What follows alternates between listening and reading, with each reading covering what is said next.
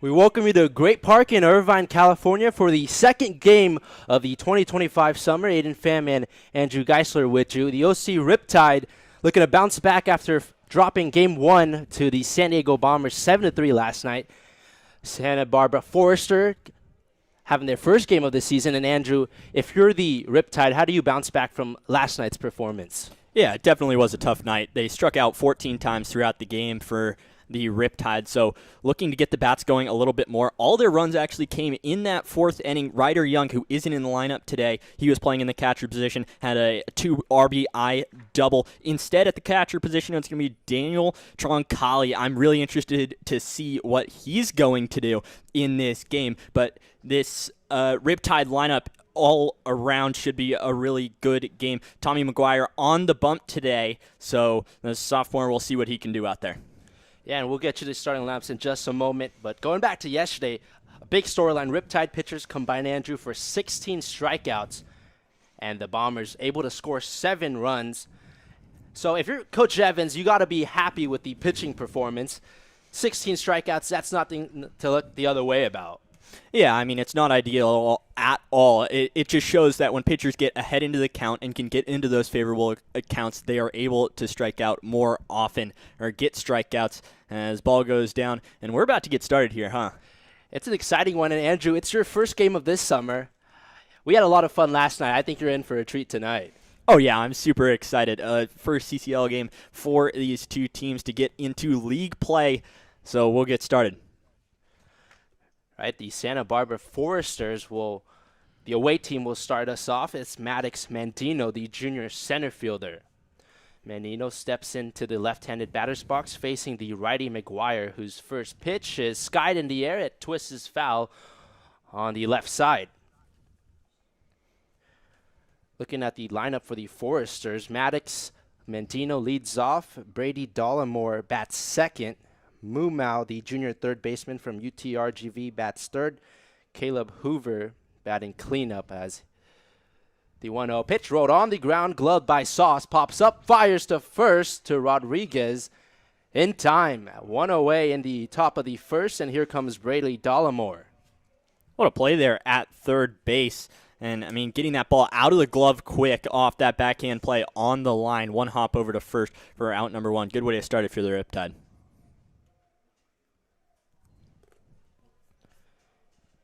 Here's Braley Dollamore, the freshman catcher. Played at Palo Verde High School in 2025. Righty-on-righty matchup here as the first pitch just misses low. 1 ball and no strikes, 1 out, top of the first. Dollamore this year at Palo Verde, bat .448, had 4 home runs and 26 RBIs. Graduated high school just a couple weeks ago, and here he is, making his summer collegiate debut as the pitch paints the outside corner for strike 1.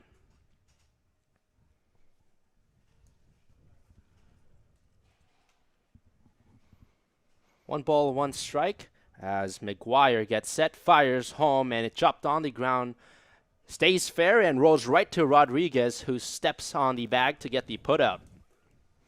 And it looked like McGuire was going inside there with that breaking ball and just kind of fouled off and ended up rolling back into fair territory. A little bit of a favorable bounce there for the Riptide. 2 quick outs for Tommy McGuire, and here's Easton Mumau, the junior third baseman from UTRGV. Mumau bat .332 for the Vaqueros this year, looking to get the first hit of the afternoon for the Vaqueros. McGuire gets set, deals, and fastball in the zone for strike 1.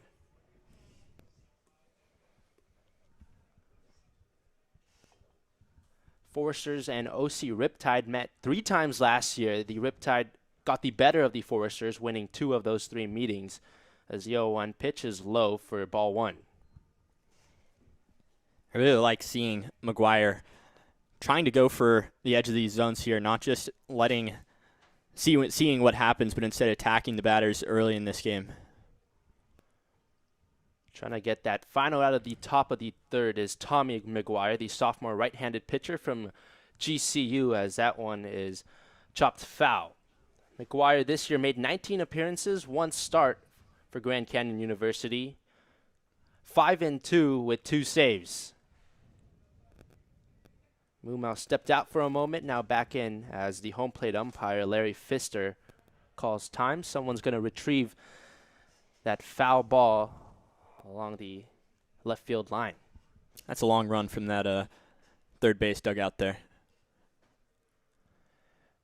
Set to resume play as McGuire gets set.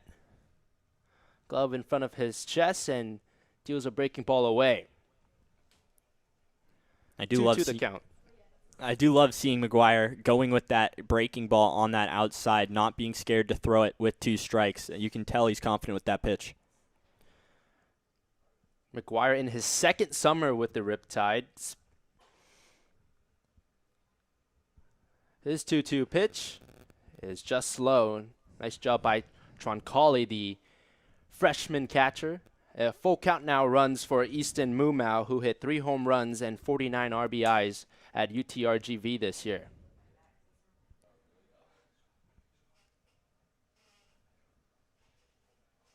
3 balls, 2 strikes, 2 outs, nobody on. Mumau, the batter, facing McGuire. Pitch, ground ball road right side. Rodriguez has it. Underhand pitches it back to McGuire. A 1-2-3 inning for the Riptide. Coming up next, we get a look at the Riptide. This is OC Riptide Baseball.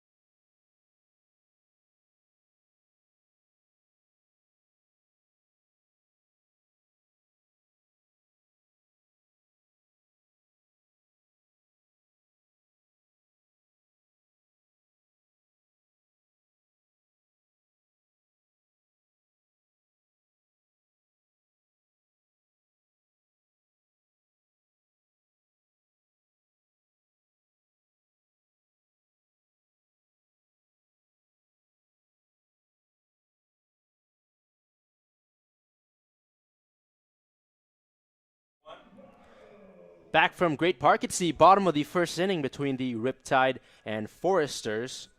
A 1-2-3 inning for Tommy McGuire. And here comes the OC Riptide lineup, starting with Bradley Navarro of Cypress College. And it'll be Hudson Barrett on the mound out there for the Foresters. He goes to UCSB senior, so lefty will step onto the mound for his first pitch.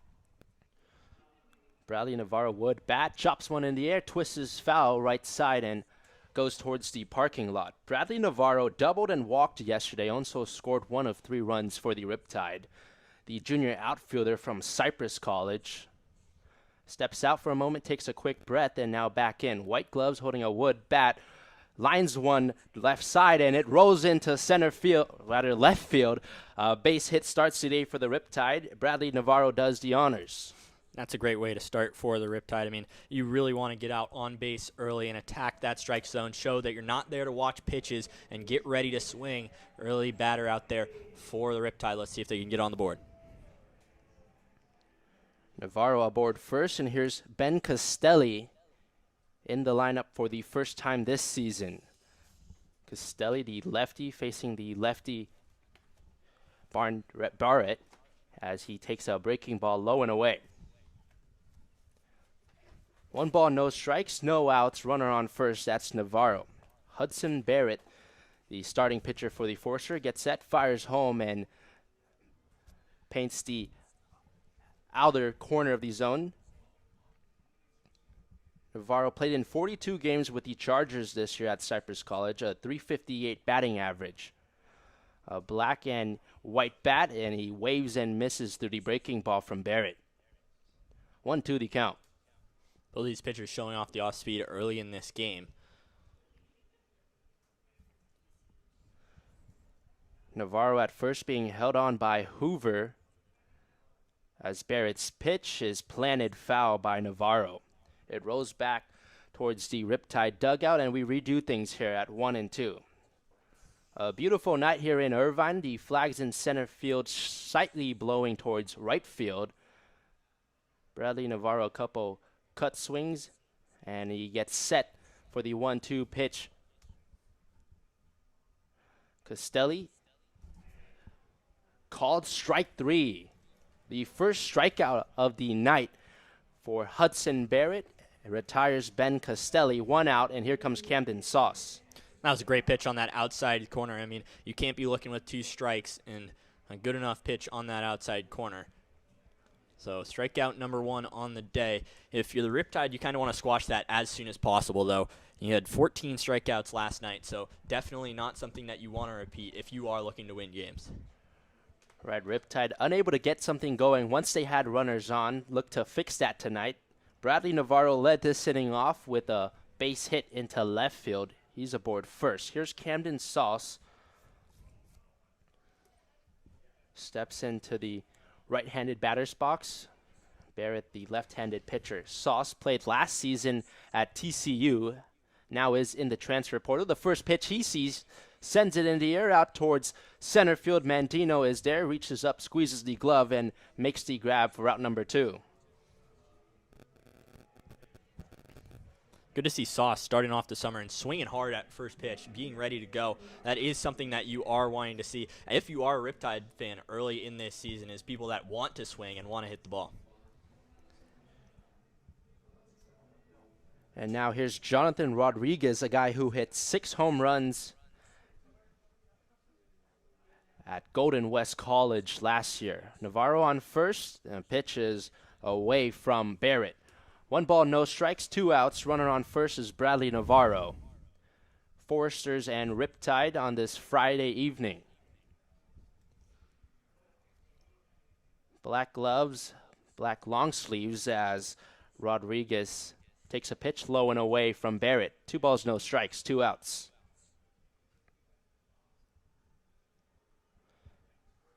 Jonathan Rodriguez with his left hand fixes his blue helmet. Now gets set. Blue long sleeves on for Barrett, who fires a pitch up and away. It misses. 3 balls, no strikes now with 2 outs. No score yet. It's the bottom of the first between the Riptide and Foresters. Jonathan Rodriguez looking for his second hit of the season, singled yesterday, and he takes ball 4 upstairs. Runners on first and second for the Riptide. And here comes Luke Johnson, a guy who is in his second summer with the Riptide, led them in home runs last summer. And that's something you also want to stop. If you are Barrett, you can't be giving up those 4-pitch walks whatsoever. Got to keep things in the zone. Even if you are scared of Rodriguez, at least get something over the plate. Luke Johnson singled and scored a run yesterday, now with runners on first and second with 2 outs in the bottom of the first. Looking to do something here as the pitch. Breaking ball low from Hudson Barrett. 1 ball, no strikes. Johnson taps the plate with his wood bat, swings it around a little bit, and now it wavers next to his blue helmet and right ear. And the pitch misses high from Hudson Barrett. 2 balls, no strikes, runners on first and second. Luke Johnson started 21 of his 24 appearances at Cornell last year, all of them at third base. Had 4 home runs and 10 RBIs. Navarro on second. Rodriguez on first. Here's the pitch. A fastball right down the heart of the plate for strike 1. 2-1 the count against Luke Johnson, the junior, getting the start in left field today.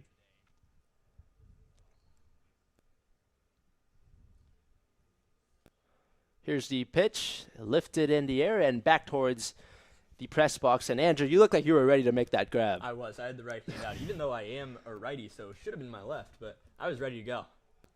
Well, I got to bring my mitt next time. Yeah, you got to bring your baseball mitt out here, even though we're inside. 2 balls and 2 strikes, the count for Luke Johnson. Takes out and gathers himself for a moment. Now back in the right-handed batter's box. Runners on first and second. The pitch is chopped foul by Luke Johnson. Redo things here at 2-2. Luke Johnson missed 7 games this year with Cornell due to an injury. Had a stretch back in March where he struggled, batting just .053, but towards the back half of the season, his production began to improve a lot. Here he is, a 2-2 count with 2 outs, bottom of the first. The pitch, breaking ball misses low from Hudson Barrett. A full count now against Luke Johnson. I was looking for that cutter on that inside part of the plate. You could see the arm side run just started a little bit too late and kind of end up in the dirt. Well, here we go. Rodriguez on first, Navarro on second. 2 outs. Luke Johnson the batter, Hudson Barrett the pitcher. Barrett gets set, looks back at second, fires home, swing and a miss. Hudson Barrett shuts the door on the Riptides, and we head to the top of the second. Scoreless here from Great Park.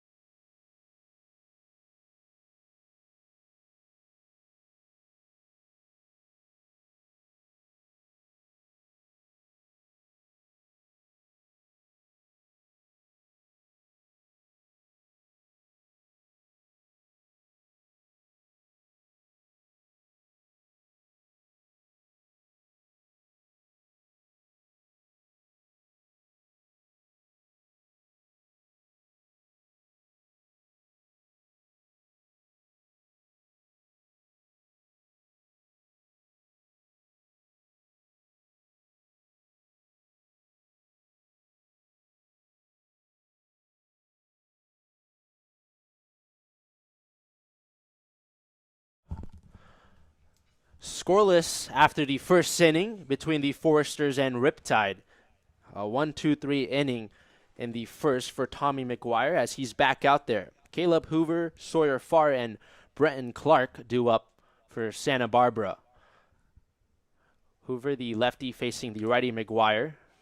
Gets set at the belt, now fires home and waves and misses through the breaking ball is Caleb Hoover.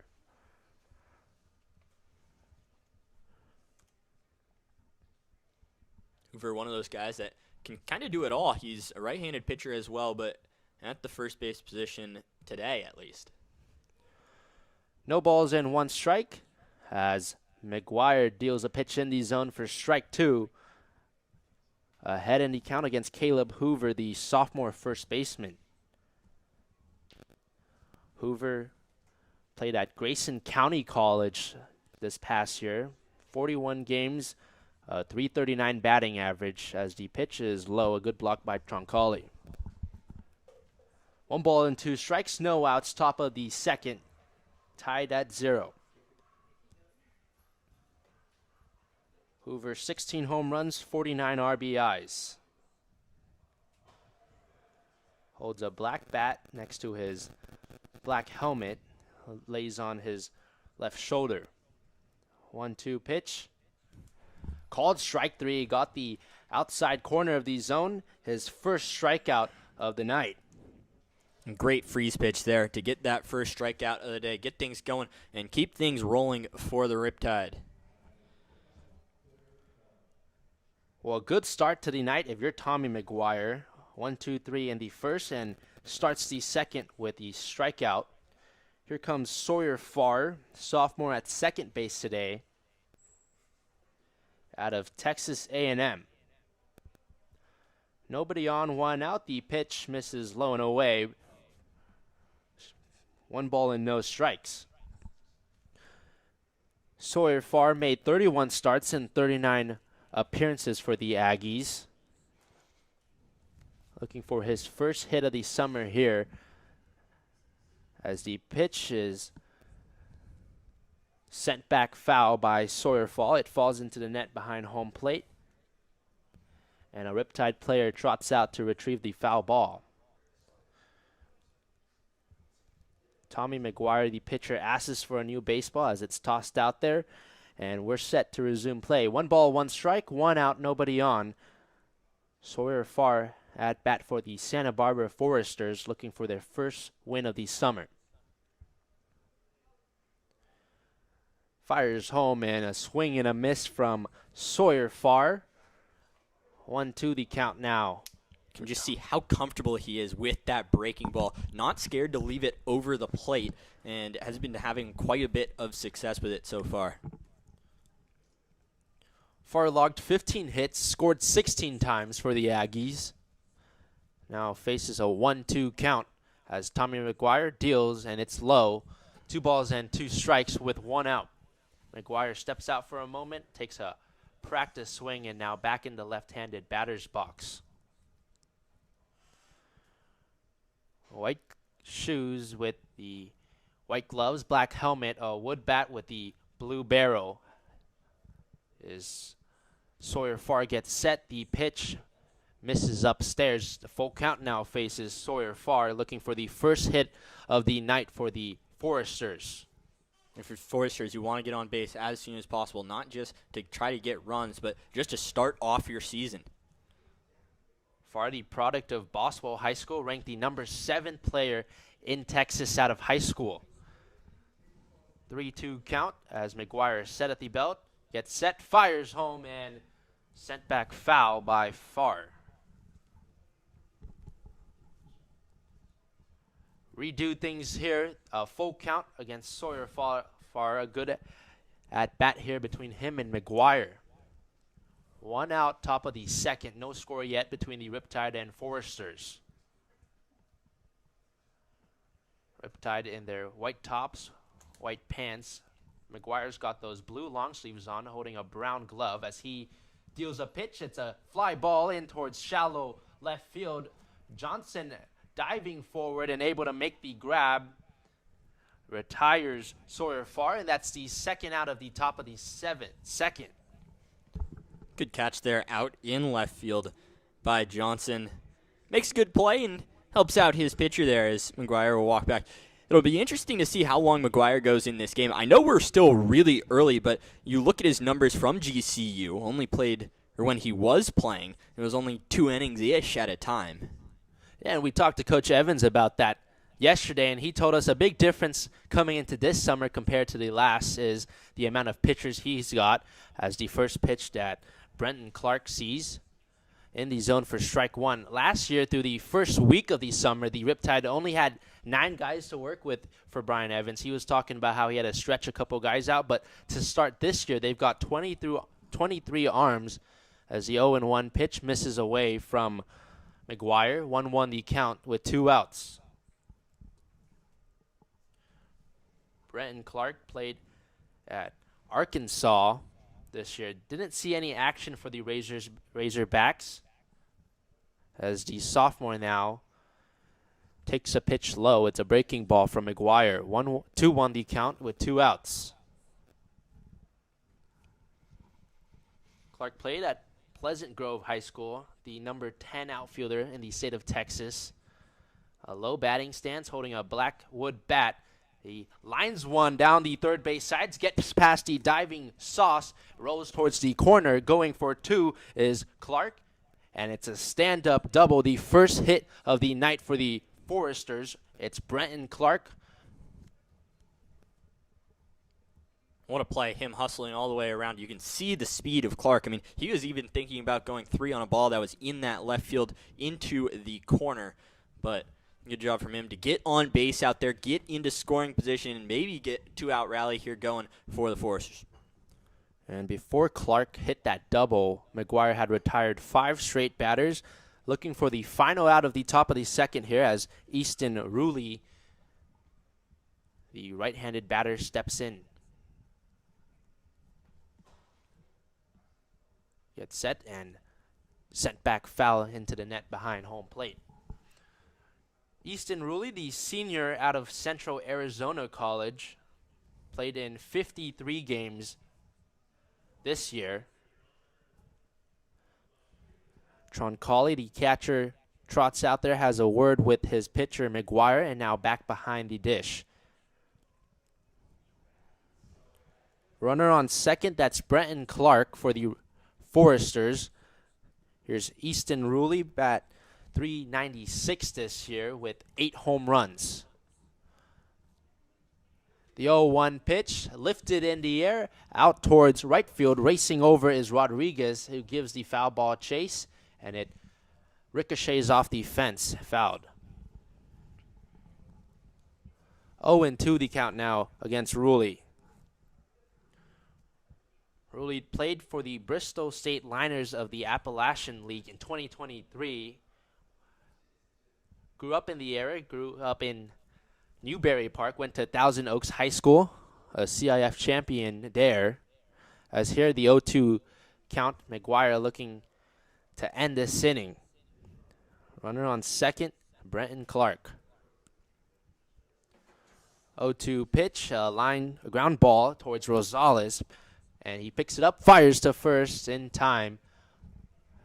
The Foresters get a double off of Brenton Clark, and Easton Ruley's ground out ends the inning. We head to the bottom of the second, tied at 0.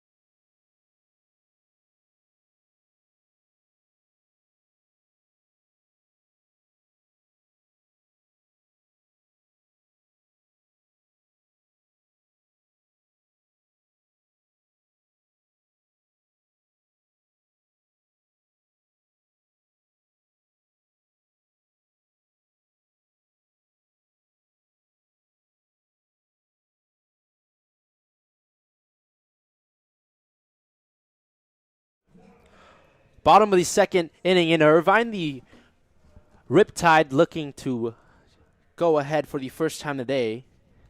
Here's Marco Rosales, redshirt sophomore shortstop. Sends a line drive out towards left field. Nabarro's there for out number 1. Had the last out in that last inning, and first pitch swinging. Love to see that if you are a Riptide fan. Trying to get the bats going early here, get on the scoreboard first. Not what we saw necessarily yesterday, so see what happens if they can get on the bases and get on the scoreboard first. A quick out for Barrett, who's out there as his pitch, fastball in the zone, strike 1. Daniel Troncalli now at the plate, the freshman catcher out of Foothill, or rather Palo Verde High School, and he rolls the ground ball towards second base. Farr has it. He delivers to Hoover. Quick 2 outs for the Foresters in this inning. If you're Barrett, just get back on the mound and keep going. See how fast you can get back in the dugout and get back to what was something, or getting a runner on into scoring position earlier. Now facing Jake Evans, 0 for 2 yesterday at the plate. Played at Long Beach State this past year. He's the sophomore designated hitter. First pitch he sees from Evans drops low for ball 1. 1 ball, no strikes, 2 outs, nobody on. It's the bottom of the second inning. No score yet between Santa Barbara and OC. Evans takes a pitch that got his right foot, it looked like, as it ricocheted off it. He gingerly trots over to first, hit by the pitch. So now we flip the script, and with 2 outs, OC now has a runner on base. That brings up Cam Burdick, who had 12 RBIs at Cal State Fullerton this past year. Also went 0 for 2 yesterday. Burdick stares at the fastball in the zone for strike 1. Burdick, a redshirt sophomore, getting the start in center field today. Started 44 games for the Titans this year and waves in, misses through the breaking ball from Barrett. And again, that arm side run, you see it just run off the plate. It was on that black part of the outside and just runs into the chalk line. 0-2, the count, the pitch. Right down the middle, called strike 3. The third strikeout of tonight for Hudson Barrett. And we go to the top of the third. Still no score yet between the Riptide and Foresters.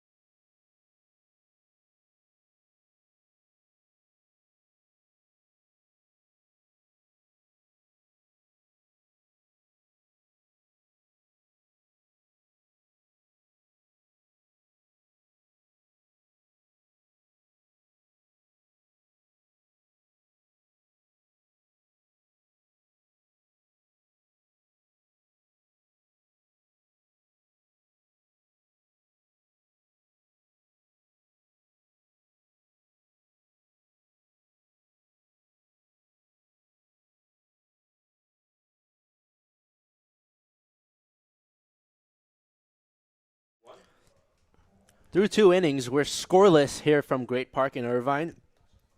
Vincent Gambardella, Makani Nabarro, and Maddox Mendino due up for the Foresters in this inning.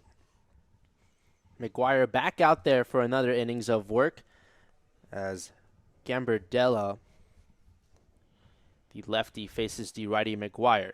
Waves the bat and sharply hits a ground ball to Rodriguez. Pitches it back to the pitcher McGuire. Out number 1 of this inning, a quick out. McGuire having a long run over there for that PFP, but he got there for the first out. I mean, something to note between both of these teams, first pitch swing. Everyone's being really aggressive at the plate and wanting to get the swings in after, their college seasons have all ended. Here's Makani Nabarro, the junior left fielder of Cuesta College. Black gloves, black bat, swings and pops one up in the air about a foot in front of the plate as McGuire over to Rodriguez at first, gets the second out of this inning. McGuire having to do a lot of work right now. Even though he hasn't been throwing a lot of pitches overall, he's been very efficient, I would say, through these 2 2/3, but just the fact that balls keep being hit back to him, and he's had multiple plays at first where he's had to hustle over. And here comes the top of the lineup, starting with Maddox Mendino, the junior in center field. With 2 outs in the top of the third, Mendino takes a pitch low from McGuire, a breaking ball, 1 ball and no strikes with 2 outs.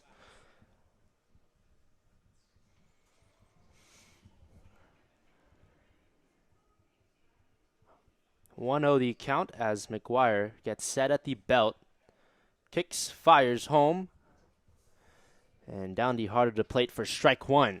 1 ball, 1 strike, 2 outs, nobody on for Maddox Mendino. A two-way guy at Louisiana Lafayette this year, had hit .250 this year with 1 home run and 8 RBIs. This 1-1 pitch, just misses up from Tommy McGuire, 2 balls and 1 strike with 2 outs. Wind in center field starts to pick up a little bit as those flags blow towards right field. 2 balls, 1 strike, 2 outs, nobody on. Tied at 0, it's the top of the third. The pitch on the ground, 1 hopper to Castelli, fires to Rodriguez, and a 1-2-3 inning for Tommy McGuire. And headed towards the bottom of the third, the Riptide look to strike first.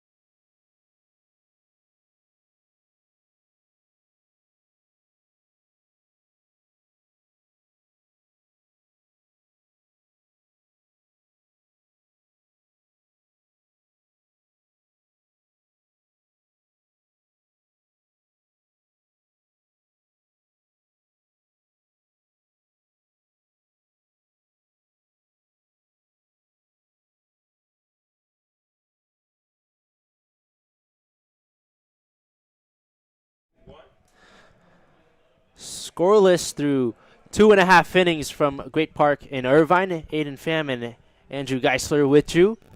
OC Riptide Baseball, it's the second game of this summer. Riptide looking for their first win. Top of the lineup, starting with Bradley Navarro. Singled back in the first. The kid out of Cypress College. The first pitch he sees from Barrett. Low and in for ball 1. Navarro steps out for a moment, takes a quick breath, now back in. Big practice swing, and now he gets set and swings and misses through the breaking ball he sees from Barrett. 1-1 the count. Bradley Navarro just a couple days ago announced that he's transferring to Utah after playing in 42 games with the Chargers this year. 1-1 pitch. Clips the corner of the zone for strike 2. Navarro finished the year on a 12-game hit streak and a 30-game on-base streak for Cypress. Spent some time at Michigan before transferring, and he takes a big cut and misses the 4th strikeout from Barrett. He gets him with the breaking ball that time.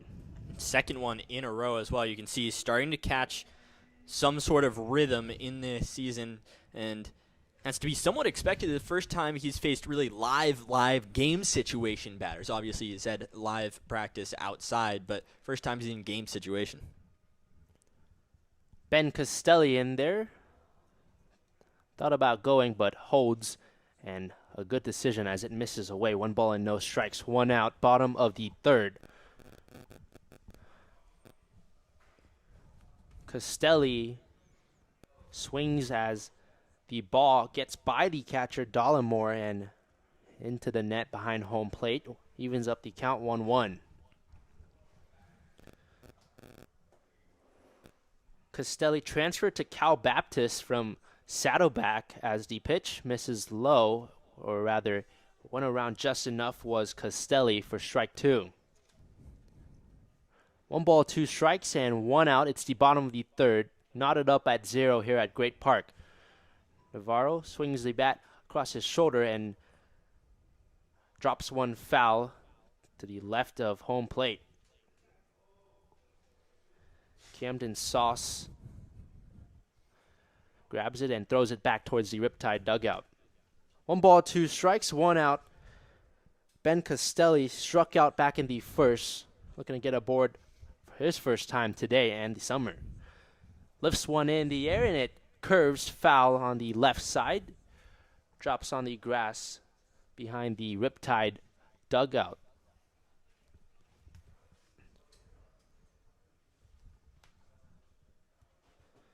At Saddleback Junior College, Castelli won a state championship there and scorches one off the end of his bat, and it goes foul on the left side. Won a state championship with Saddleback Junior College, a Golden Glove winner there as well. 1-2 the count. Barrett deals and strikeout number 5 for Barrett as he retires Castelli, and here comes Camden Sauce. And now 3rd in a row, so he's really starting to feel things out and get into this lineup for the Riptide. Seen him once already, so 2nd strikeout on the day for Castelli. Here's the 2nd plate appearance today from Camden Sauce, and he takes a pitch in the zone for strike 1.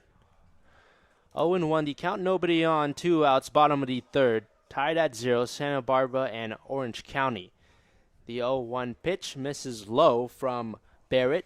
Evens up the count, 1-1. Camden Sauce grew up in Alpine, California, went to Granite Hills. Saw limited playing time with the Horned Frogs this year, just 3 at-bats. As the pitch misses low, 2 balls and 1 strike with 2 outs.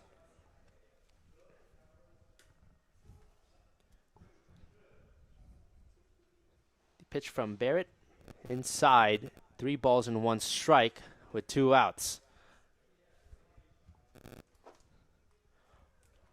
Hudson Barrett trying to get through his 3rd inning of work here. 3-1 pitch gets the corner of the zone. A full count now against Camden Sauce, who went 0 for 2 yesterday. Played in 7 games with TCU this year. 3 at-bats, but no hits recorded.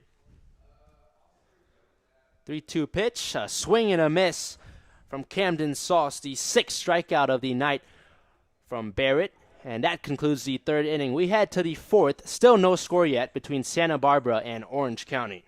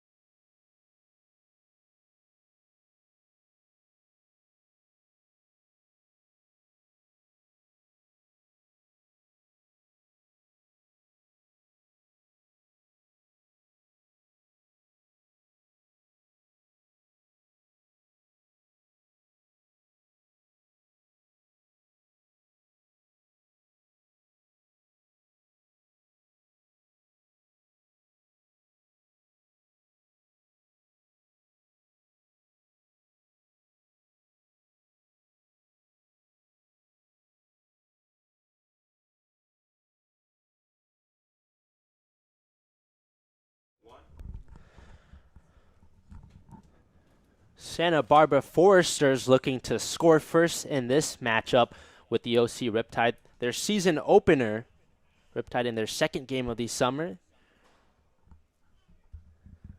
Brady Dallimore leads the inning off for the Foresters. Tommy McGuire back out there. His first pitch, a breaking ball low and away. 1 ball and no strikes to Dallimore.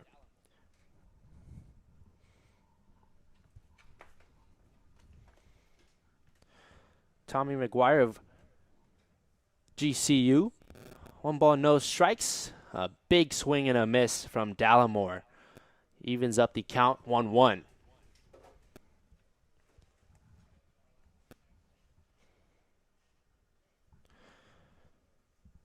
One ball, 1 strike, no outs, nobody on. Brady Dallimore, 448 hitter, and the pitch drops in the zone for strike 2. Dallimore, a class of 2025 graduate out of Palo Verde's high school, committed to play at TCU next spring. In his senior year of high school ball, as he sends that one back foul. Bat 448 with 4 home runs. He steps out of the box, takes off his helmet for a moment, places it back on with his right hand, and now gets set for the 1-2 pitch from McGuire. McGuire set at the belt. Gets ready and fires home. Misses the inside corner for ball 2. Definitely a good pitch there from McGuire. Went with the heater there on that, which he's been really comfortable with the off-speed so far, especially that slider.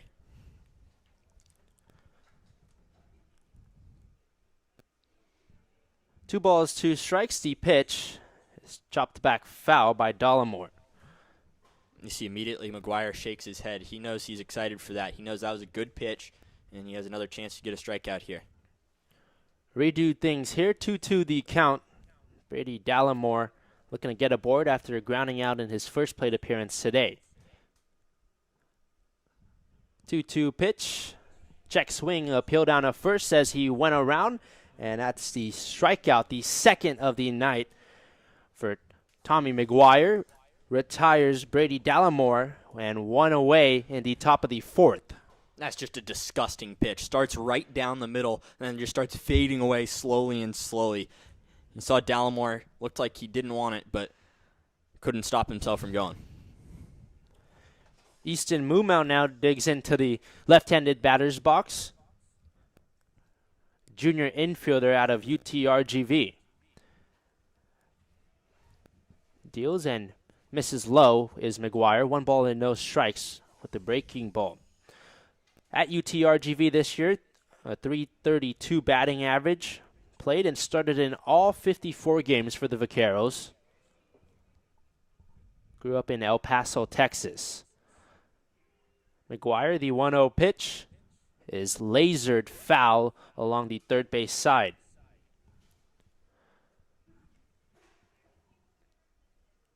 UTRGV was 36-18 this year. First place in the Southland Conference. 1 ball, 1 strike, and 1 out faces Easton Mumau. McGuire gets set, fires home, and a ground ball right up the middle. Diving play by Rosales, but it rolls into center field. A single from Easton Mumau, the second hit of the night for the Foresters. Kind of jammed inside there on that slider that came inside and was able to get the hands out there and extend, put it right back up the middle. Almost a great play there by Rosales, but even if he got that ball, don't know if he would have got it in time over there to first. So a runner aboard first, that's Easton Mumau, and here comes Caleb Hoover, the sophomore, getting the start at first base today for Santa Barbara. Pitch misses away out the breaking ball from McGuire.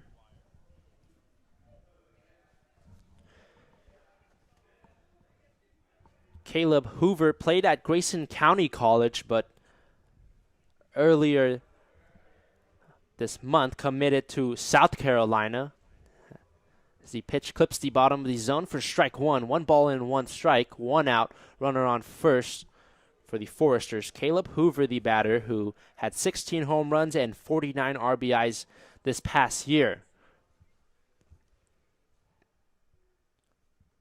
A lefty on righty matchup here as he sends a hard hit ground ball to Castelli over to Rosales. The turn to first to Rodriguez in time. Riptide get the double play to wrap up the 4th inning, and the Bats coming up next looking to add a run on the board. This is OC Riptide baseball.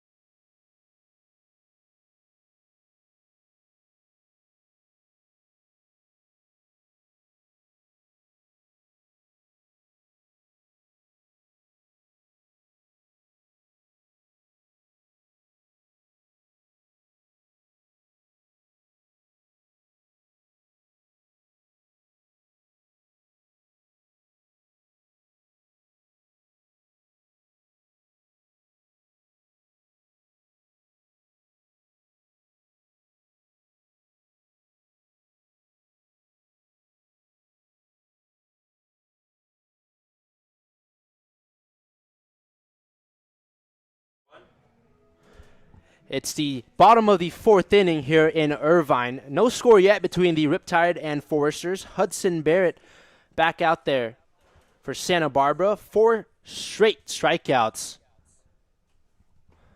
as Jonathan Rodriguez, Luke Johnson, and Marco Rosales dude up, and a towering high pop-up from Rodriguez. Backing up for it is Rulli, who makes the grab in shallow left field for out number 1. And both bullpens starting to get arms going.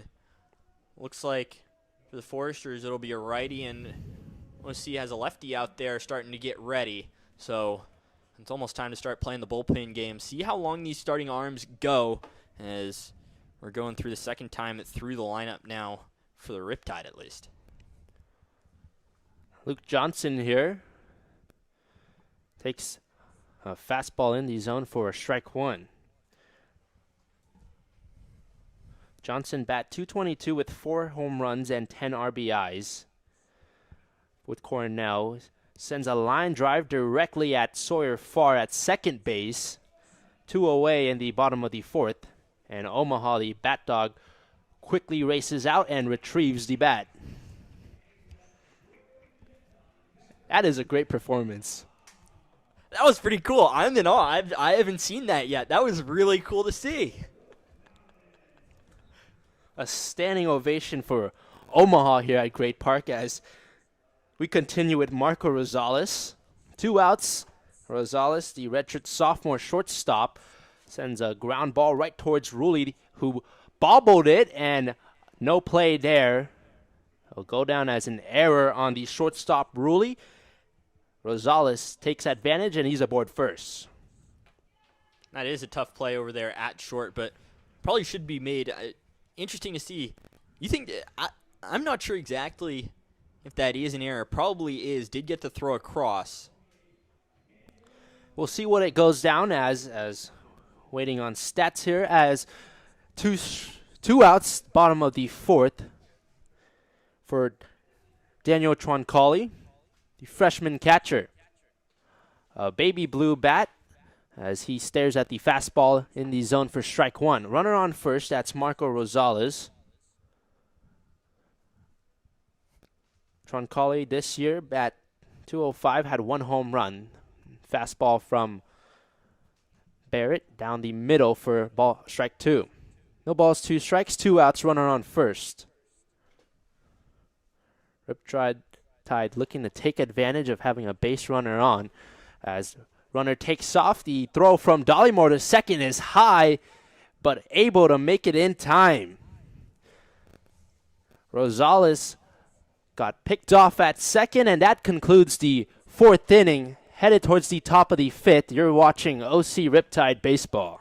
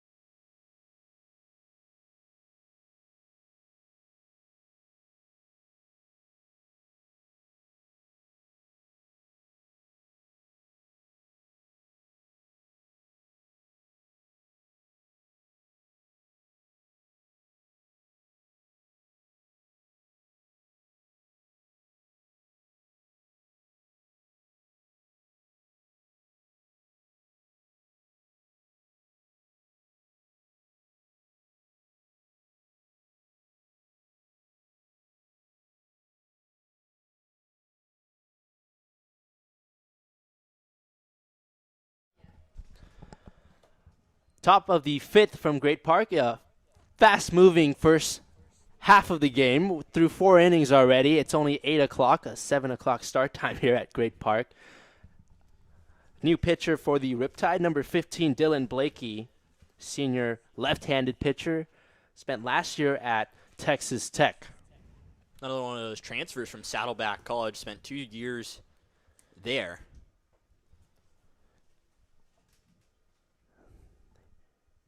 Here's Sawyer Farr. First pitch misses upstairs from the new pitcher, Blakey. Blakey grew up right here in Irvine, California, went to Woodbridge. Lettered in baseball there as the 1-0 pitch from him swung on and missed right through the breaking ball. Evens up the count 1-1 against Sawyer Farr, sophomore second baseman.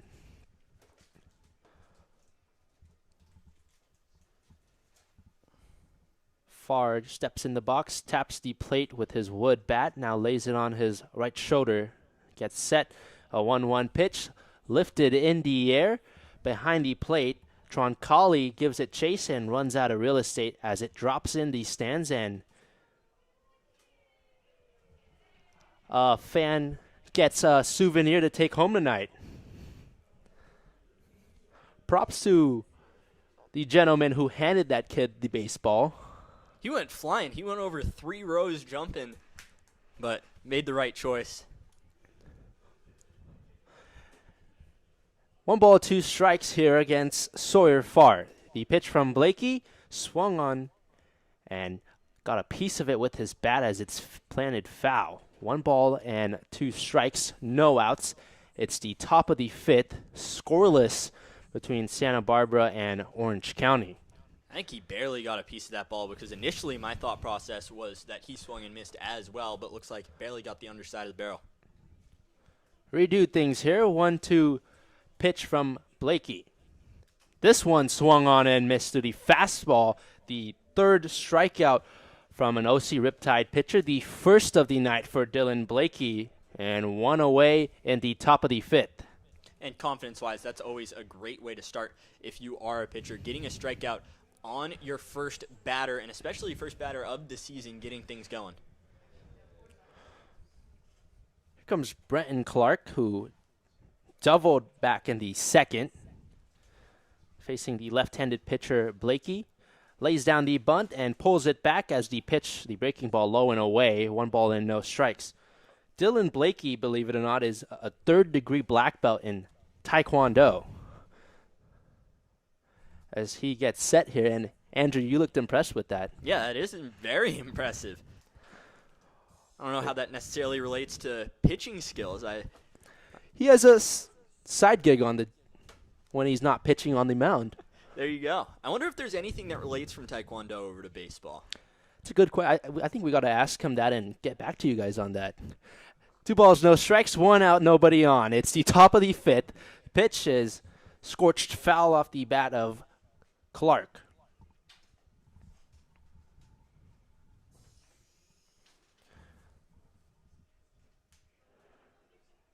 Brenton Clark now a 2-1 count against Blakey.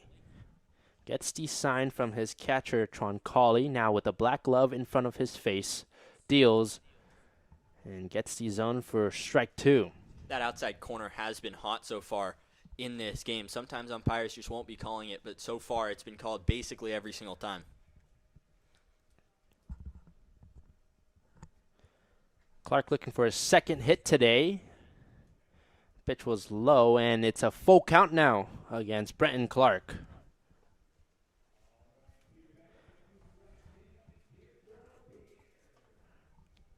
Riptide looking for another good season in the CCL this year. Lost to Caneo Oaks in the South Championship, as the 3-2 pitch is lifted but back foul by Brenton Clark.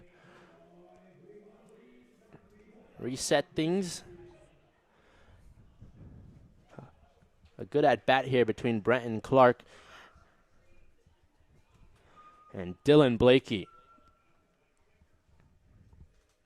3 strikes, 1 out, nobody on. Top of the fifth, no score. Pitch miss upstairs. Ball 4, Brenton Clark aboard with the walk. It's the first walk issued by the new pitcher, Dylan Blakey. First walk so far in this game as well for AOC pitcher. So staying controlled, that's definitely something that they've been focusing on. And if that means that they won't get as many strikeouts, that's all right. Because last night, we were talking about it earlier, 16 strikeouts in that game. That's a number you're not expecting every single time you go out there. Yeah, Riptide pitchers also walked 7 batters. This pitch misses up and in, gets by the glove of Troncalli. He picks it up, fires a high throw to Castelli. Not in time, and a runner on second, that's Brenton Clark. Smart base running there, ready to go at whatever you see. Ball barely gets loose and flies over to second. Now runner on scoring position. Pitch called strike 1. It's 0-1 the count with 1 out. Now a runner in scoring position from Easton Ruley. Had 61 RBIs this past year at Central Arizona.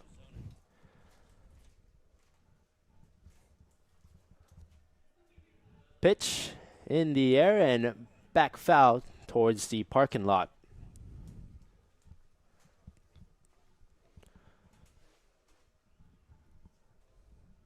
Ruley tightens up those gray gloves, taps the plate with his black bat, spins it around a couple times as Dylan Blakey gets the sign from Troncalli. He gets set with a black glove in front of his chest. Peeks back at second. Now kicks, heaves it home, and it's low. 1-2 the count against Easton Ruley. Dylan Blakey in his first appearance on the mound for the Riptide this year. Sardi walked a batter in Brenton Clark. Struck out Sawyer Farr to begin this inning. 1-2 count now against Easton Ruley. Here's the pitch. It gets by. Troncalli, runner takes off. That's Clark and wisely puts the stop sign on at third base. That's 2 wild pitches now on that inside part of the plate that has gotten past Troncalli and has resulted in extra bit moving the runner all the way over to third. And a good chance to get on the board here first. Foresters threatening. Brenton Clark got aboard with the walk and 2 miscues from the Riptide. And he's all the way around to third. 90 feet from the plate. Easton Ruley looking to cash him in here. 2 balls, 2 strikes, 1 out, runner on third. The pitch in the air, deep left field. Johnson racing over, makes the grab. Tagging from third is Clark, and the Foresters strike first in this ball game. They lead 1-0, top of the 5th. Now, obviously, the Foresters are excited for that run to come through. If you are OC, though, you've got to breathe. You got to realize that there still is a runner, or there still is a chance for more runs to come across in this inning. You've got to shut things down as soon as possible. Last game, 4th inning, they put 3 across. 6th inning, they had 2 come across as well, so just stop the bleeding as soon as possible. Gambardella now at the plate. Ropes one down the third baseline. Stays fair on the run. Sauce fires a bullet over to first. Got him in time. What a throw by Camden Sauce over at third. Fired a dart to Rodriguez and ends the top of the 5th.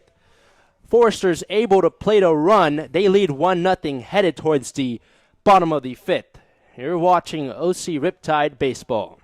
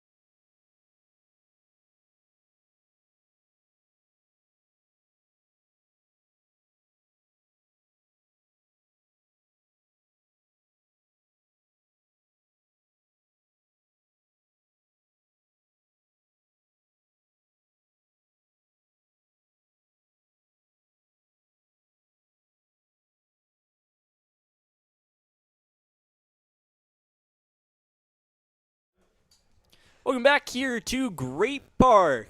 As Aiden Pham you heard from earlier, it's Andrew Geisler now on the call for the next 4.5 innings. 1-0 after bringing 1 across last inning. It'll be 7-8-9 for the Riptide coming in as Troncalli, Evans, and then Burdick rounding things out.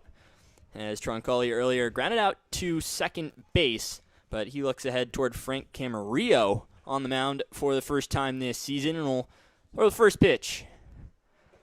Off speed, low in the zone, blocked down by Dallimore behind the plate for ball number 1. All right, and for the OC Riptide here, you obviously give up a run in the top of this inning. See if they can respond.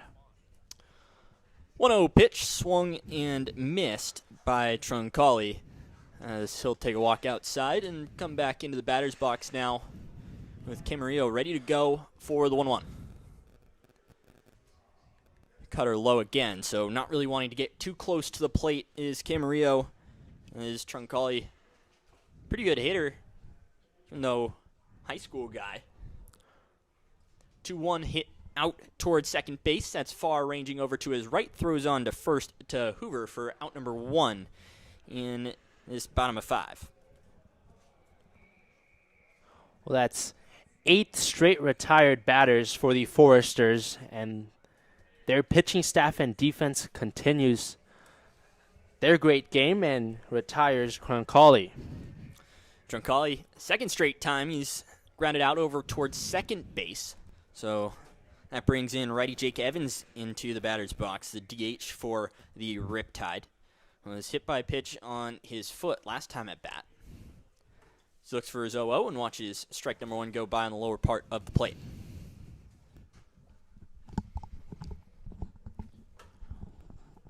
So 1 out here, nobody on in bottom of 5. As the 0-1 pitch misses outside on the chalk line for ball number 1. As Dallimore points back toward his dugout. And I'll look back toward Camarillo, moving with some pace here as he's ready to go for the 1-1. Misses low yet again, so 2-1. As Camarillo keeping everything low in the zone so far that we've seen. Not really wanting to challenge too much up in the zone, which is what the Riptide have capitalized on. 2-1. Another breaking ball low. So now to 3-1. And if you're Camarillo, you really would like to get ahead in the count early, but at this point, now you got to battle back. 1 out here, nobody on in bottom of 5, 1-0 Foresters. And the 3-1 curveball inside. For ball number 4, Jake Evans will toss the bat over and jog over 90 feet to first. So it'll be a base runner for the Riptide. First time since actually Jake Evans back in the second inning when he was hit by pitch. Right, and it's not the start that you would want to see if you're Camarillo, but with just a runner on base and the way the defense has been playing here, Camarillo's got to just settle down here. So Cam Burdick hops in. Center fielder in the right-handed batter's box watches ball number 1 miss on the outside corner. So he has Evans over there at first with 1 out. And look toward Camarillo with an upright stance. Swing and a miss on the outside fastball. And a big ol' hack there trying to get extra bases. Finds air, so it'll be strike number 1. And Camden Burdick is guy from Cal State Fullerton who has the power to do some damage here. 1-1 catches the inside part of the corner as Burdick walks out of the box. Wasn't really wanting anything inside, but now he'll have to protect the plate with 1-2. Man on first, Jake Evans takes his lead with 1 out. Curveball hit out towards second. Farr makes the play, throws over to short for the force out over to Rulli, who had to make the run from short, and a great play from Farr just to make the easy play at second.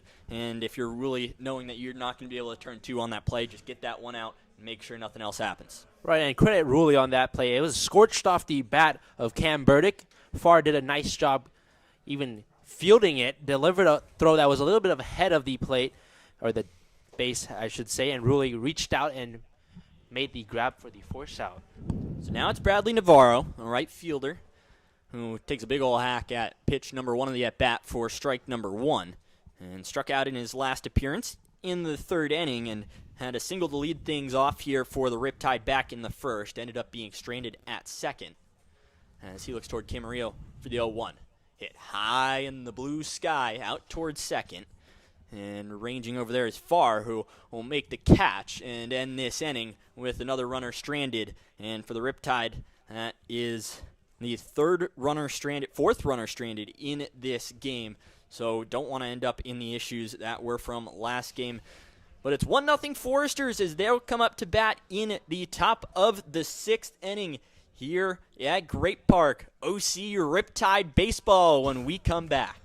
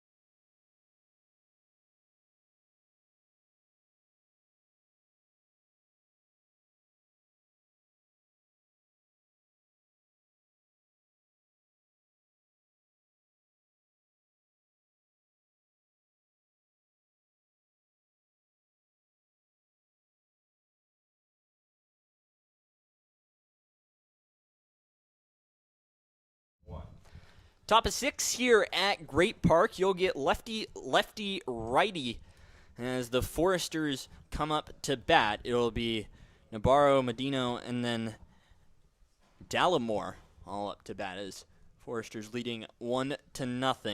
Dylan Blakey back out on the mound for the Riptide.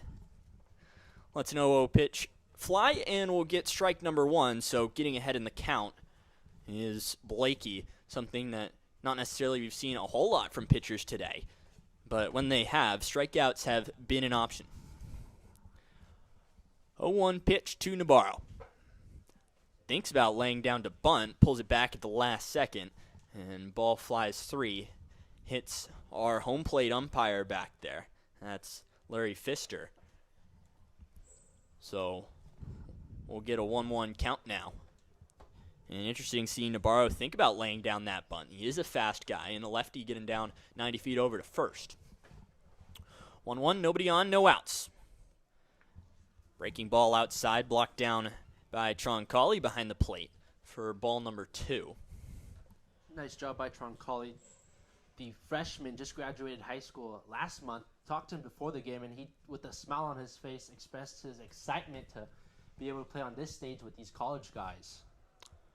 2-1 outside pitch, and Troncalli brings it in for strike number 2. So 2-2 count now. Chance for Blakey to get his second strikeout of this day, in the 4th for a Riptide pitcher as he comes set up at the chest. And will rock and fire way over the head of Navarro. Hits the backstop, so we'll get a full count now with nobody on. And no outs here in the top of the 6th inning. Foresters leading 1-0. And, I mean, if you're the Riptide, as soon as you get out of this half inning, you got to think we got to get the bats rolling here. Right, yeah, and just one hit for the Riptide. But it all starts here with Blakey getting out of this inning. 3-2. Outside, barely misses, and Navarro flips the bat over to the dugout, so he'll get a walk and a runner on for the Foresters, who looking to pad this lead a little bit more. I mean, Navarro was awfully confident about that one, flips the bat immediately and turns out. So walks now in 2 consecutive innings for Blakey. And walk last inning now is Brenton Clark, who ended up coming around to score. As Mandino steps up to the right side of the plate. He thinks about bunting as well, pulls it back at the last second for a ball. So Navarro now over at first. Mandino, the lefty, who's out there in center field today, up at the plate. He's the one hitter. He's batting .250 this past season. As Blakey sets, looks over to first, and fires over there. Ball picked out by Rodriguez.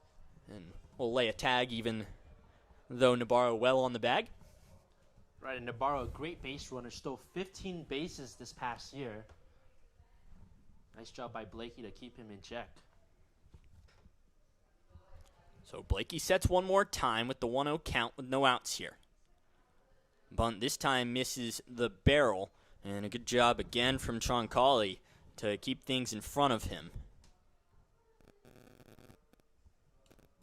So Blakey now a 2-0 count with no outs, one runner on. He's standing on first. Pierre's in to find his side from Troncalli. 2-0. This time finally finds the outside part of the plate. And Mandino yet again looking to square around a bunt. So now a 2-1 count. Bat might finally be live for him. Camden Sauce, the third baseman, playing in the infield grass. Bunt's laid down toward the right side, picked up by Rodriguez. It's going to be a tough play, and it will be an infield single for Mandino. A perfectly laid down bunt, and Blakey couldn't get across to first in time. So just like that, man on first and second for the Foresters, threatening to put more runs up on the board. Well executed right there by Mandino. Rodriguez, the first baseman, did a nice job charging forward. Once he retrieved it, there was no play there as Blakey unable to get over, and Costella looked like for a moment he was going to go, but just late on that as we get a mound visit for the first time tonight. And probably just to calm everyone down, make sure everyone's taking a breath. There is an arm warming up in the bullpen. That'll be a righty, but he's just finally getting situated, so maybe giving him more time to warm up out there. And that's Jack Spence out there in the bullpen warming up for the Riptide. So just giving a little bit of time for Spence to get that arm ready before he comes out if he has to in this half inning. You'd really love Blakey to keep going so you don't have to burn through too many arms. As everyone wanders back out toward their spots, it'll be Nabarro standing on second for the Foresters. Mandino now out there on first after his bunt single. We still have no outs here in this top of the sixth inning. And it'll be the second hitter, Brady Dallimore, stepping up to the plate, who's not what you want if you are a OC defensive player. Oh, count. Big swing and a miss on the outside corner fastball for strike number one. Reason I was saying he's not who you want up at the plate. He was batting .448 through college, so one of those guys who really lets the ball fly, does that through runs batted in, not necessarily through the long ball, so just makes contact on the ball. And anything, outfield, you've got to think that Nabarro is going to be hustling through. So 0-1 count now. Man on first and second, no outs. Blakey looks back and fires home. Another one bounces just before Troncalli, keeps it in front of him so that Nabarro isn't able to go to third. So 1-1 count now. And if you're Dylan Blakey here, you got to settle down. I know you got runners on first and second with no outs, but it starts right here with Dallimore one batter at a time. Blakey saying to repeat the sign back to Troncalli, finally sets. Looks all the way back towards second. Sends home and right down Broadway for strike number two. So a 1-2 count now. No outs, man on first and second for Blakey, looking to get out of the jam. Man, would he like a double play here, but any out would certainly do it for him. Again, wants to see the sign one more time. So he looks toward Troncalli. And the tall Dallimore in the right-handed batter's box. Sets and fires the 1-2. Blocked again in front by Troncalli. And another ball that rolls out toward the infield as he looks back toward Nabarro, who almost halfway there. Definitely would have been toast if he had gone for third. So good play from him to make the smart decision and run back to second base. 2-2 count. No outs here in top of the sixth. Inside pitch just misses, so we are full now. And you got to start worrying if you are Blakey, but you really just have to focus on what you have in front of you and trust that your defense can bring you those outs. Got to get something over the plate. Can't walk them to load up the bases. For Dallimore, you got to be swinging at anything close. The 3-2. Swung on and missed. Strike three. Outside breaking ball sits Dallimore down for the first out in this top of the 6th inning. And man, does that change things definitely, because now a double play gets you out of this inning. What a great pitch by Blakey. Catches Dallimore fishing with the breaking ball, and that's a huge strikeout to prevent the bases from being loaded. And a much more manageable situation here for the Riptide.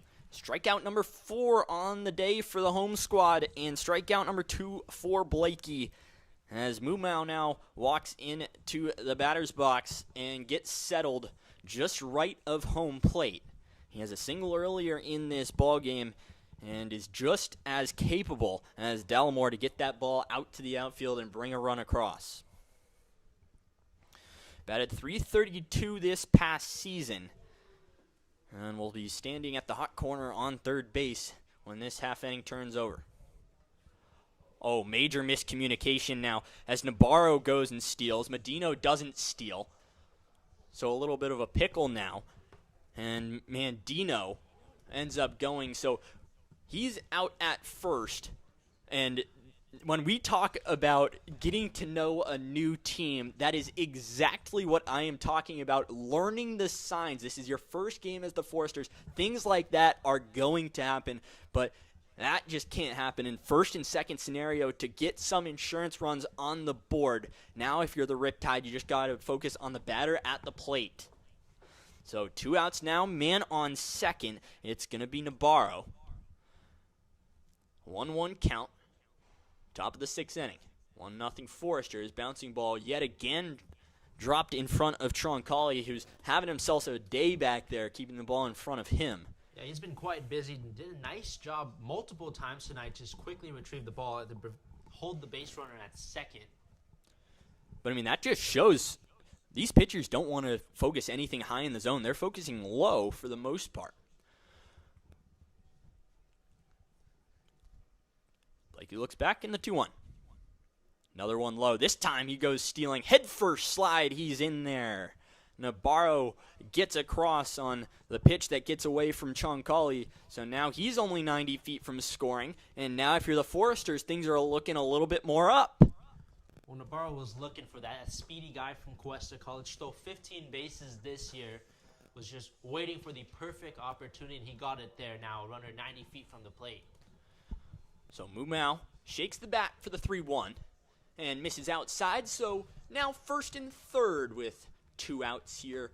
And OC still just trying to get out of this half inning, get those bats back up. Need to get something on the board as Foresters currently leading 1-0, and we're going to have a little bit of a break here as Brian Evans heads out for the second time to talk to Dylan Blakey. So that means his night is over, and didn't go too long as only made it through just under. Is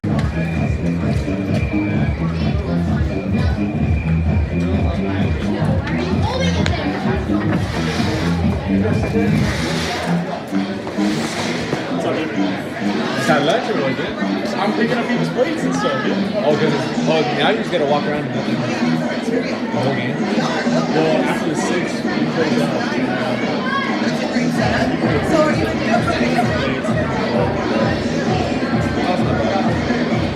so like upgraded hostess.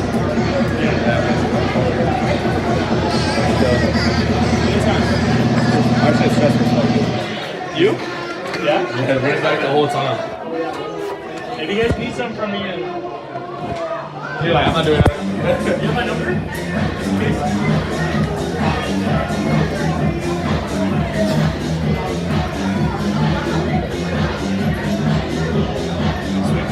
Second real quick. Thank you. All right, yeah.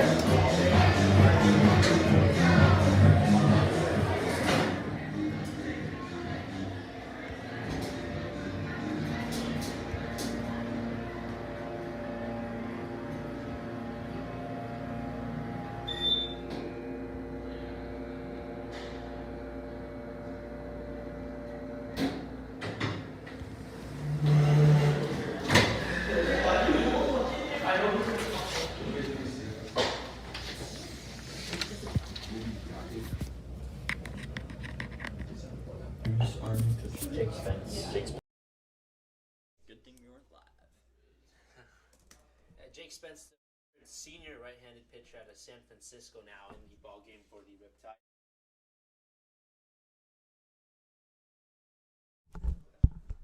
Welcome back here, top of the 6th. Sorry for the technical difficulties here at the Great Park. Has the ball chopped toward the right side of the infield. Hopped in a quick play over to first as Castelli makes the good play over to Rodriguez and ends this top of the 6th inning. Just as we get back on air, we'll go right back off as we head to the bottom of the 6th. Foresters up 1-0.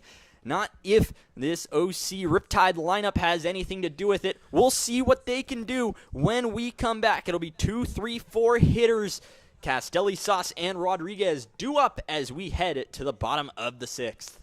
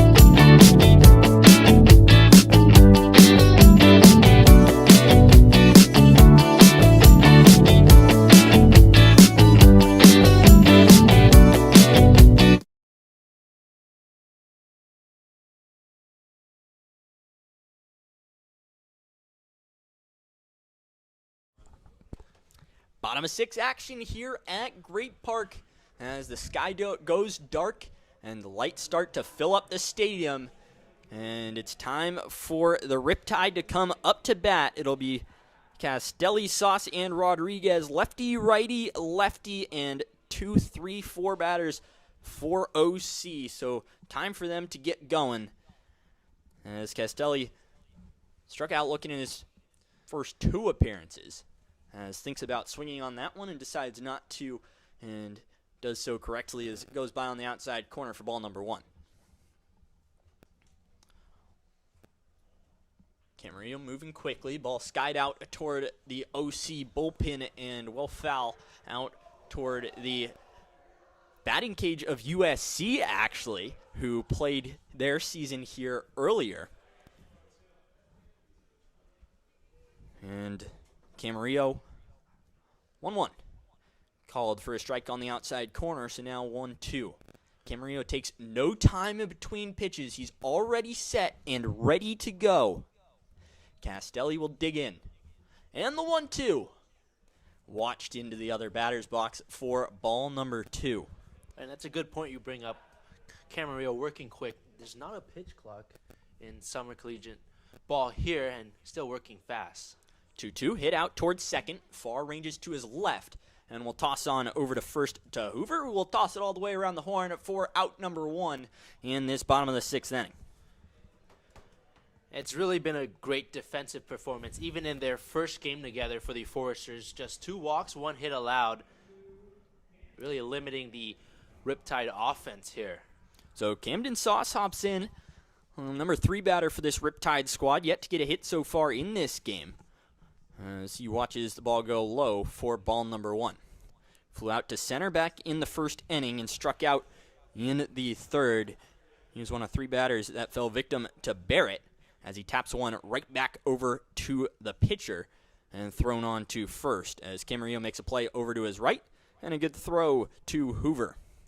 As Omaha the Bat Dog comes running out to bring the bat back to the dugout, and we have 2 outs now in the bottom of the 6th inning. Riptide struggling to get aboard here recently, trying to just get back on base. That's really the key. Runs can be coming at any sort of time after you get those runners on base. They've really struggled to do that so far. Jonathan Rodriguez steps into the batter's box, watches strike number 1 go by. He had a walk back in the first inning. 0-1 fouled off in between the legs of Dallimore, and that means that Rodriguez is in danger to fall in the strikeout as Camarillo yet again already set to go. Nobody on, 2 outs here. And the 0-2 hit out towards center field. Mandino tracking and makes an easy catch right next to his shoulder for out number 3. A 1-2-3 inning for Camarillo, and he'll get the bats back up for the Foresters after this as we head to the top of the 7th inning here in Great Park.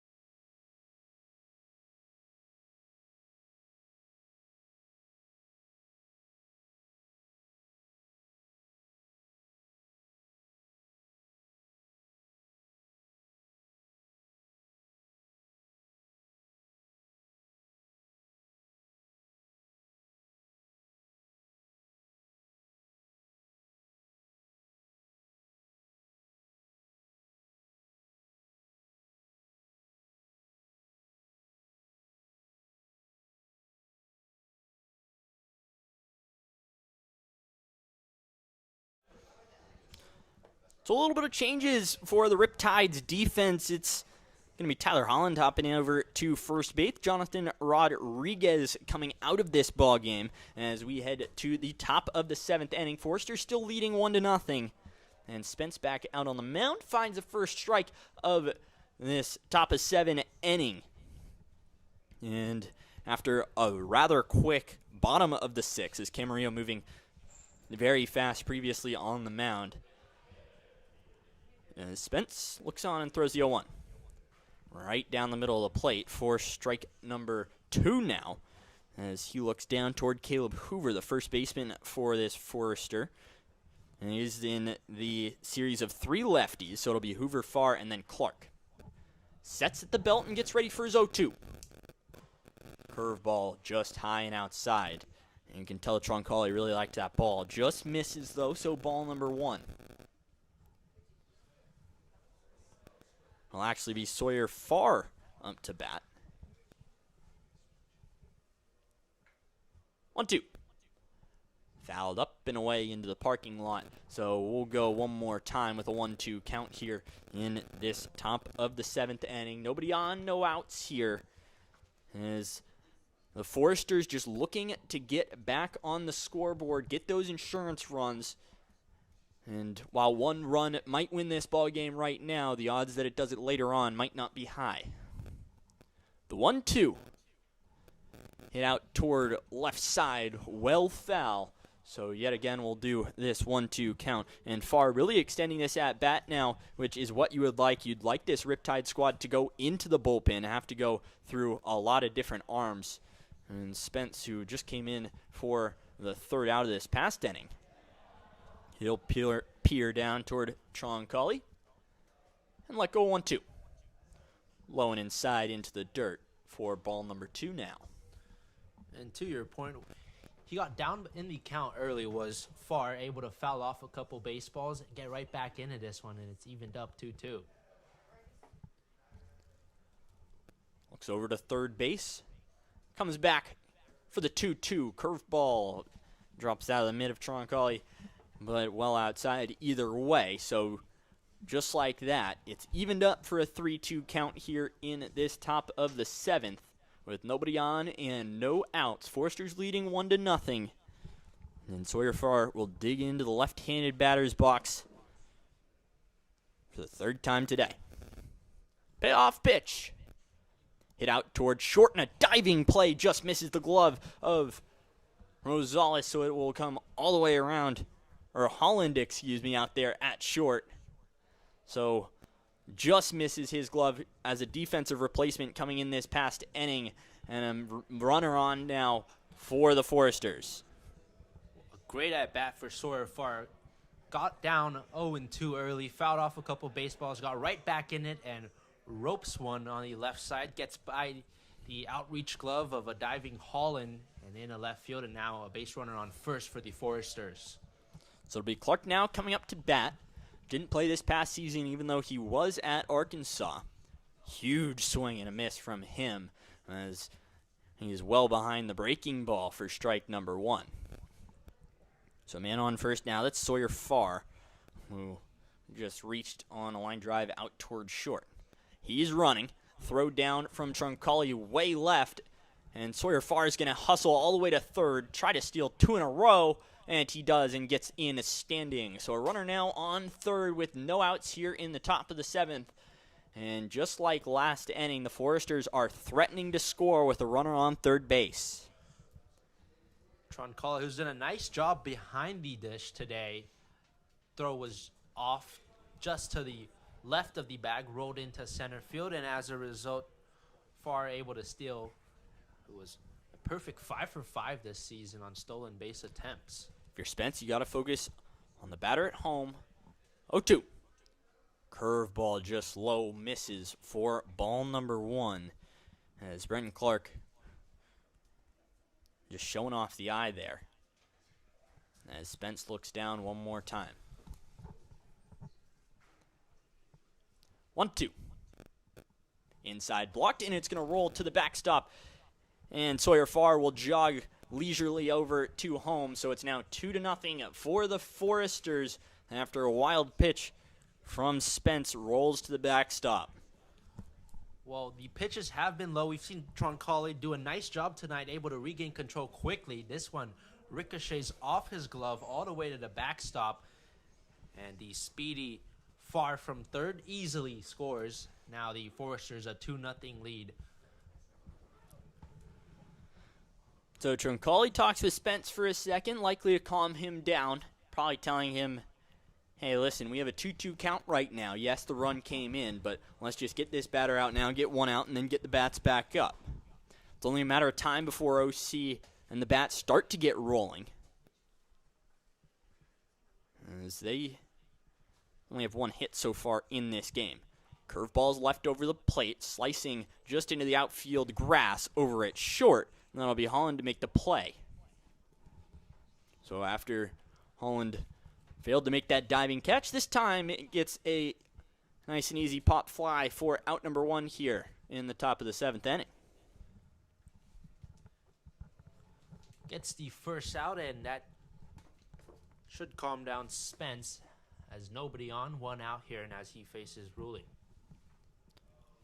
So Ruley steps in, and another breaking ball bounces toward the backstop. So Spence still trying to get his feet under him.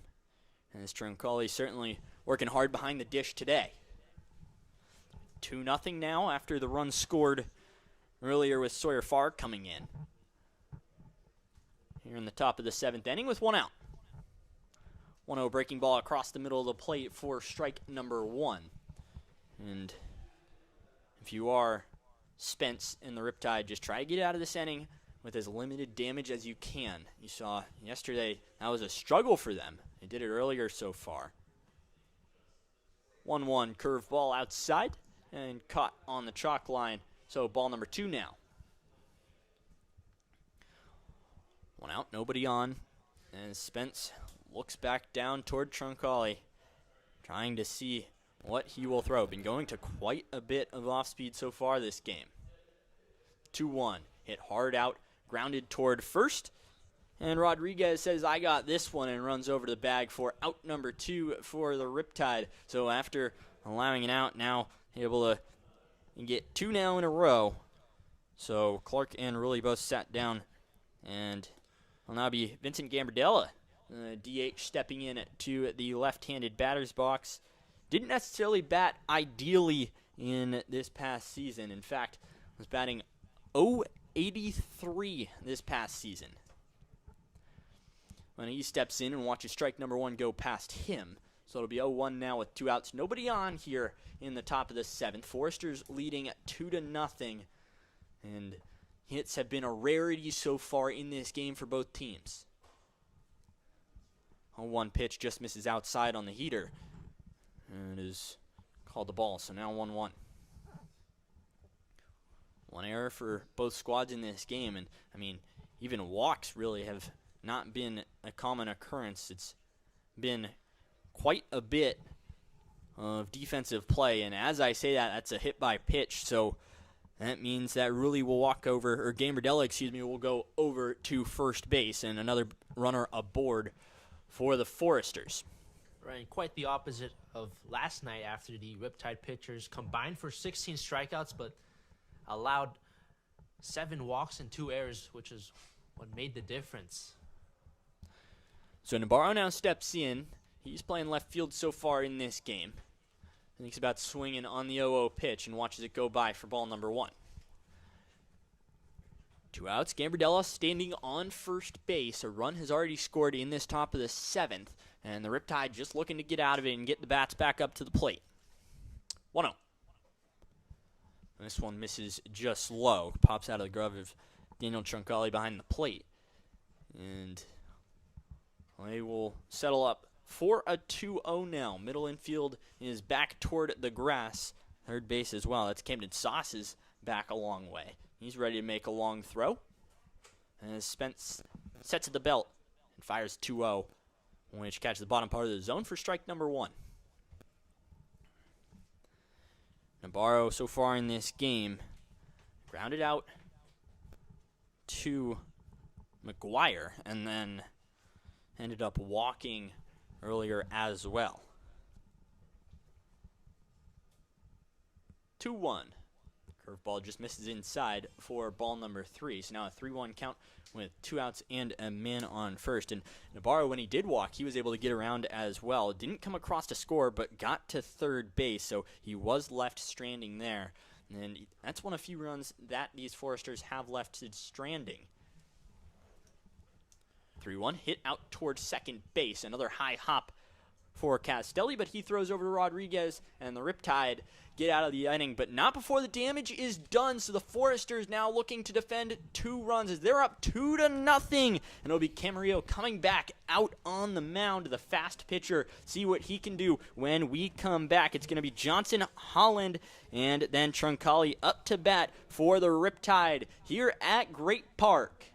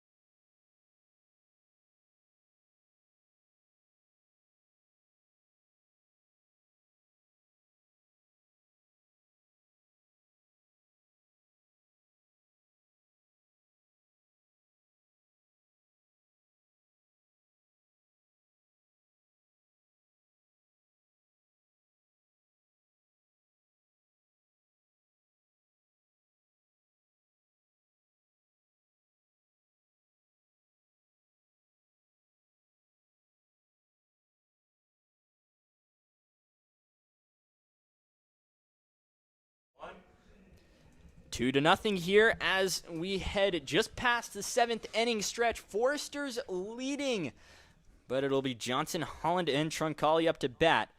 So righty, righty, righty for the Riptide. And the 0-0 pitch goes by for strike number 1 for Camarillo, who has been mowing down everyone that he's seen so far and does it in an efficient and rather quick manner.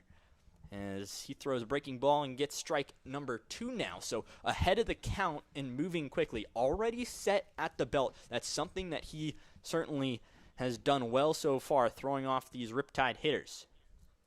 0-2 misses in the chalk line of the left-handed batter's box. So it'll be a 1-2 count now. And Johnson tries to settle back in. And Andrew, down 2-0. It's the bottom of the 7th. If you're the Riptide, you got to try to get something going here as it's getting late in the game. 1-2 misses low for Johnson, who back in the first inning ended that half with a strikeout and lined out towards second base back in the 4th as well. 2-2 fouled off the top of the bat and into the backstop, so we'll do it all over again with no outs here in the bottom of the 7th inning. 2-0 Foresters. As Camarillo likes his sign, well, get ready in the windup and fire. Just misses low. Man, that one looked close. So we'll load things up now, 3-2, as that one just missed barely low on a 2-seamer with some arm side run. 3-2. Curveball hit out toward third base. Mumau on the run, throws over to first, and tagged out is Johnson as Hoover made the catch just off the bag for out number 1 either way, though, in the bottom of the 7th inning. Well, the Foresters continue having a great night defensively. Mumau on the run, scoops it up and over to Hoover, who applied a hard tackle, even lost his sunglasses there, but one away in the bottom of the 7th. 0-0 pitch. And gets strike number 1. Even though it got away from Dallimore behind the plate. 0-1. Outside misses for ball number 1 now. So a 1-1 count with Holland up to the plate. It's his first time in the batter's box today with 1 out and nobody on. Curveball well placed on the inside part of the plate. So it's now 1-2. And Camarillo, who's done a great job of getting ahead of hitters, does so yet again. 1 out, nobody on, and the 1-2. Hit out toward right field. It's going to be a tough play.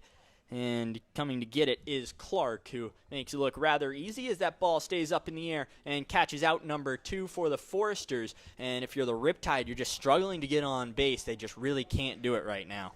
And that looked like for a moment it was going to drop in front of the right fielder, Clark, as it was just a blooper, and he raced forward quickly. Made a tough play look easy, like you said, Andrew, and 2 away now for the Foresters. So Daniel Troncalli now hops up. He's had a lot of work so far at the catcher position today. 0-0, big swing and a miss from him for strike number 1 with 2 outs. Nobody on here in the bottom of the 7th inning. Foresters leading 2-0 with only 4 hits so far in this game. But if you're the Riptide, you only have 1. As that one barely misses the leg of Troncalli and goes into the hands of Dallimore. So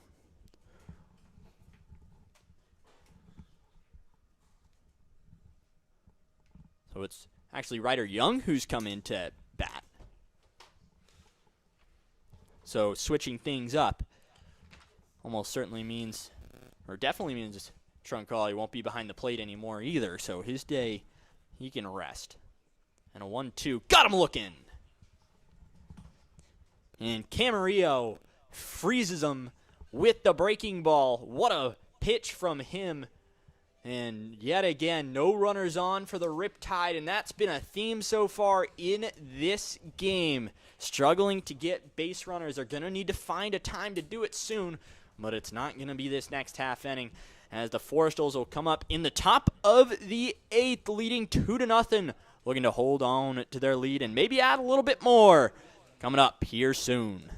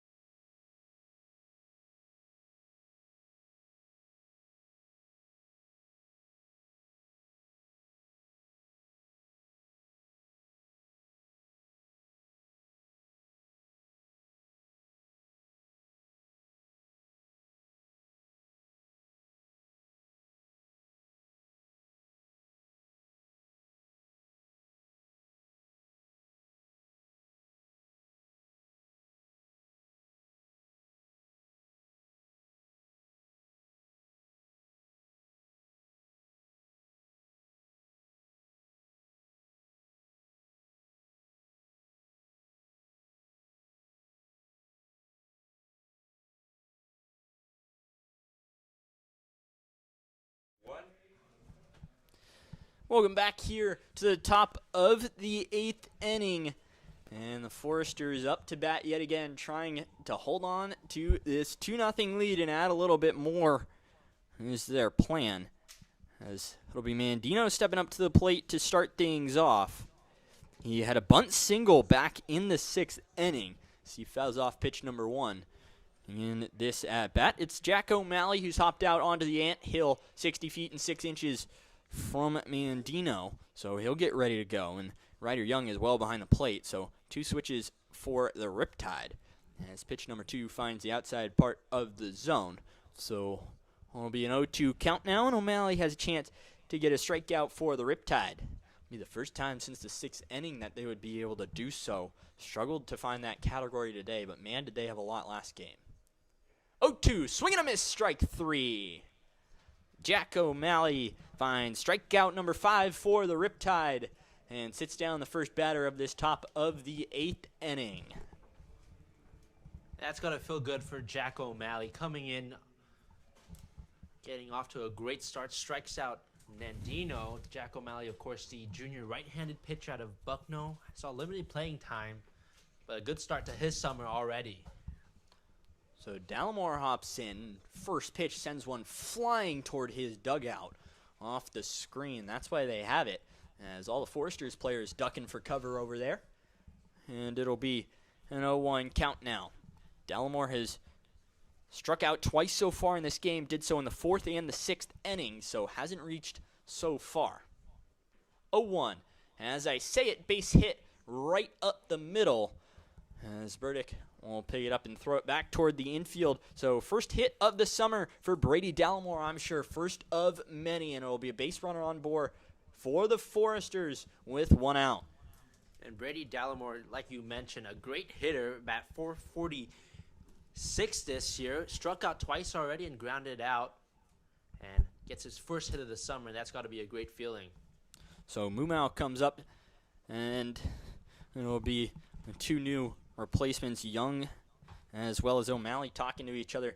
And you said, 446. Could you imagine hitting 446? That's absolutely absurd if you are new to baseball and don't know. Normally, good hitters up in the 330 range. Even batting 4 is absolutely insane. So 1 out, man on first, as Mumau steps into the box. And first pitch, he is going, and first pitch, he's going back to the dugout. As a great play from Ryder Young lets one fly, and Dallimore is caught stealing. Well, right as he gets on base for the first time this summer, wastes no time, aggressive there, taking off, and tests Ryder Young, who answers the call. Shows the arm off for the second out of this top of the 8th inning. As O'Malley 0-1 throws one into the backstop. No worries, though, because he had Ryder Young throw out Dallimore. And even though he got on base, it was all erased after he was torched out at second base. So a 1-2 count. O'Malley settles in. Heater low and inside. Rubs the chalk line just in front of the feet of Mumau. And they'll reset. So 2-1 count now. To correct myself, with 2 outs here. Nobody on in the top of the 8th. 2-0 Foresters. Looking to add on to that. 2-1. Breaking ball in the dirt, so now moves it to 3-1. Earlier in this game, Mumau with a single also has grounded out twice. So looking to get back on base. One of 5 hits so far in this game for these Foresters. O'Malley settles in 3-1. Curveball misses outside, so it'll be another runner on for the Foresters here in the top of the 8th inning with 2 outs, and it'll be Caleb Hoover wandering up to plate to see if he can keep things going for the Foresters and maybe get his first hit so far in this summer season. He's had a tough day so far, was the first victim of the strikeout for the Foresters back in the 2nd inning and grounded into a 4-6-3 double play back in the 4th. So So the lefty gets settled and looks toward O'Malley, who fires an inside pitch for ball number 1. As we talk about the difference from today and yesterday, what have you seen the difference? Obviously, there's been a crazy amount of strikeouts, or a lack thereof. As misses on the 1-1, and I'll go back to my question. Do you see anything different from this game to yesterday? Yeah, obviously less strikeouts and a promising start for the Riptide. Through the first 4 innings, didn't walk anybody, but have already walked 4 in as many innings, and which has played a factor here down the line. One of those people is Mumau, who gets the uniform dirty, diving back to first base as Jack O'Malley just wanted to turn and check on him. But he'll have to look back at some point to Caleb Hoover, who's standing just right of home plate in the left-handed batter's box with 2 outs. 1-1 count. And the curveball into the right-handed batter's box on that chalk line for ball number 2. Right, and as kind of how the momentum feels like it's going to the Foresters, it's still a 2-0 ball game. If you get out of this inning, you have an opportunity here if you're the Riptide, but it all starts with O'Malley getting this final out. So 2-1 misses, so it'll be back to 3-1 with 2 outs. Easton Mumau standing on first base after the walk. And man, if you're the Foresters, you'd really love to have another runner on in Dallimore, who was thrown out stealing earlier. 3-1 to Hoover. Swing and a miss for strike number 2. So now you're in a good spot. 3-2 and 2 outs. So Mumau will be on the move. He's ready to go. And Jack O'Malley really liking to get this inning over with and get the bats going for the Riptide. 3-2, swing and a miss, strike 3. Man, is that a momentum changer for the Riptide. It needs to be time for them, though, to get the bats rolling. Only have 1 hit so far in this game, so struggled to get bat on ball. And coming back out will be Frank Camarillo trying to shut things down for the Foresters as we head to the bottom of the 8th inning. 2-0, Foresters still in the lead.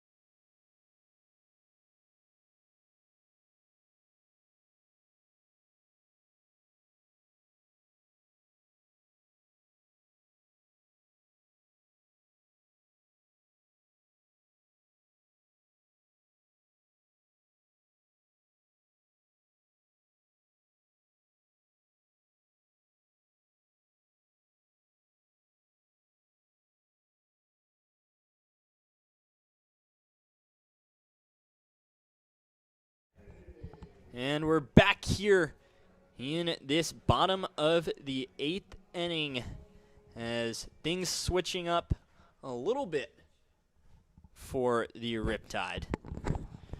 As it'll be Jake Evans up to bat. Skies one out on the first pitch, out towards second, and Farr will wander out into the outfield, catch the ball, and then give a fist bump to Brendan Clark out there in right field. So 1 pitch and 1 out, and that just shows the speed of Frank Camarillo. Just like that, as we return, it's already an out for the Foresters. Right, aggressive first pitch swinging and a quick out for Camarillo, who's been working fast tonight. And here is Jack Salmon. Jack Salmon, another replacement for the Riptide, just trying to see who can play what right now. Is first season manager Brian Evans, just trying to get people in the batter's box.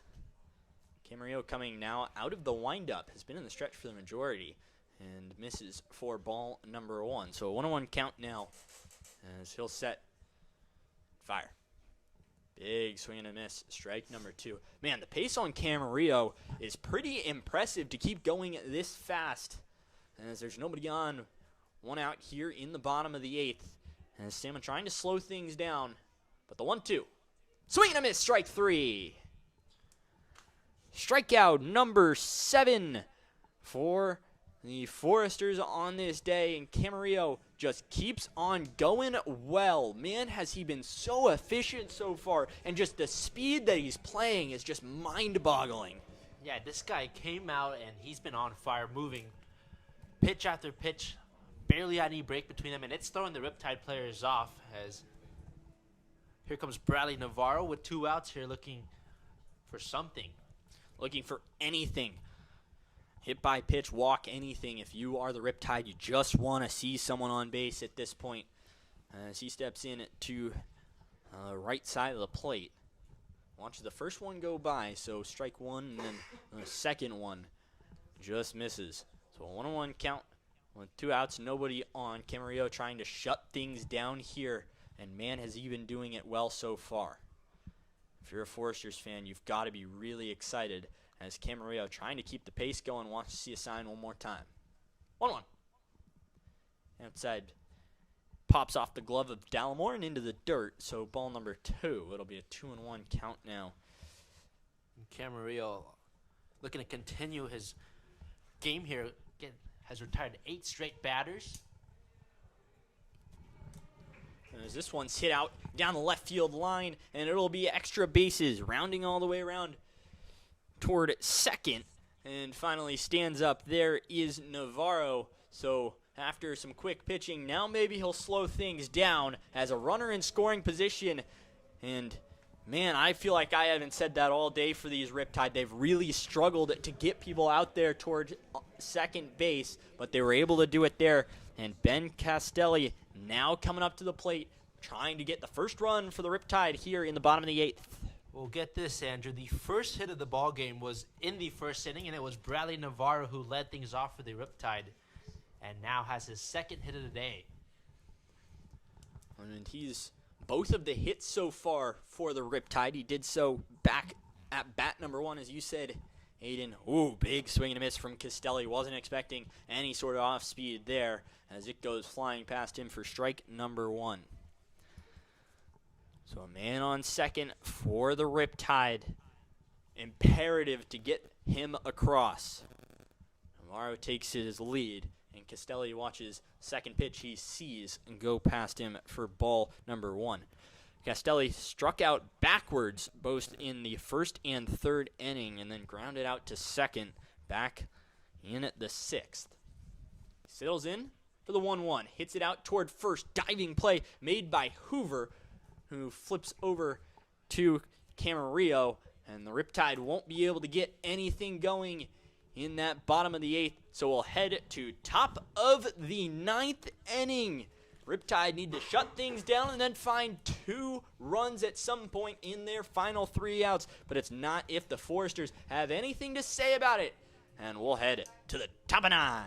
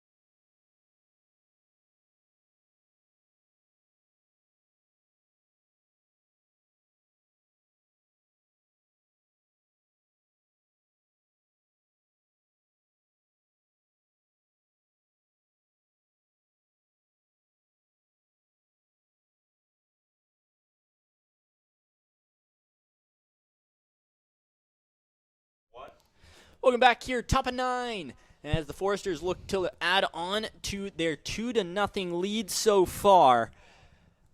As O'Malley comes back out and will be pitching to Sawyer Fire, who's in the left-handed batter's box. It'll be lefty, righty, unless there's any pinch hitters for the Foresters, which, I mean, we were talking in the break, you possibly saw an opportunity for that, as O'Malley digs back in and will get ready for the 1-0.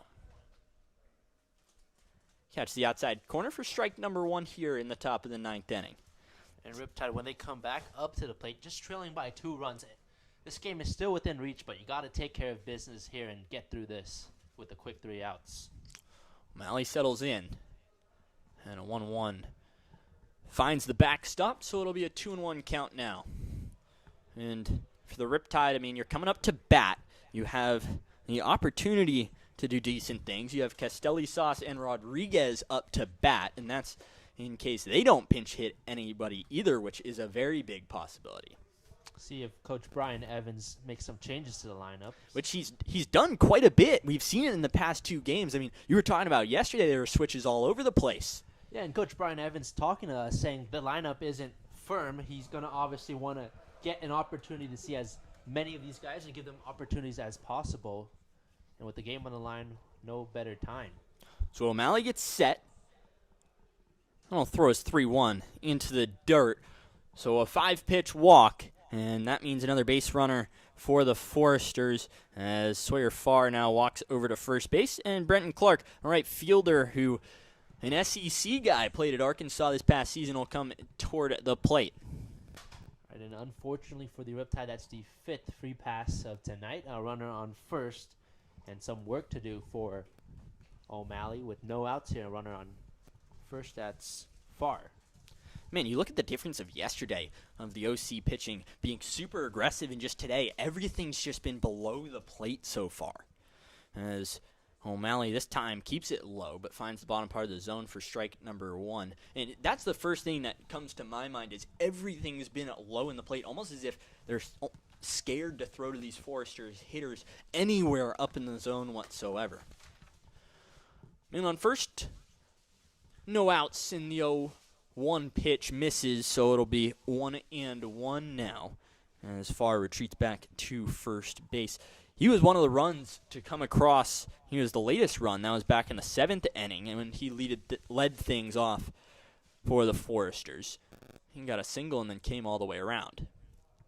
1-1 swing is missed as Brenton Clark waves at that one, and it'll move to a 1-2 count now. Brenton Clark, the other guy to come across in this game, that was back in the 5th inning, and he did so standing up on a fly ball out to left field. 1-2. Finds the backstop yet again, and that means that Sawyer Farr will run over to second base. And he came across earlier in the game on a wild pitch, and, you know, he's just kind of getting free bases all over the place, isn't he? Yeah, and the catchers have been busy today, as you said, going low in the zone a couple times, or multiple times. It's sailed past the catcher into the backstop, and runners have advanced. So it's still a 2-2, or it's a 2-2 count now. Now a runner standing on second. That's Sawyer Farr. Brenton Clark at the plate. And O'Malley looks down the chute and will fire. 2-2, hit out toward third base. Sauce grabs and throws a high ball over toward first base. Rodriguez brings it in for out number 1 for the Riptide, who only have to find 2 more before they're able to get the bats going. And Sauce has been doing a nice job. He's been also kept pretty busy in the hot corner there. Delivers another great throw over to Rodriguez. Maybe a little high that time, but one away regardless.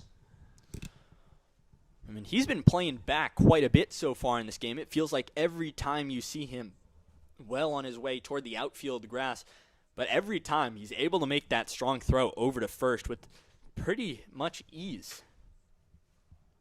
So the Easton Rulli now stepping in, the shortstop for the Foresters, as he hops in toward the left side of home plate, and he'll battle against Jack O'Malley. Rulli with the only RBI so far in this game. launches the second pitch of the at-bat, go by on the inside part of the plate for ball number 2.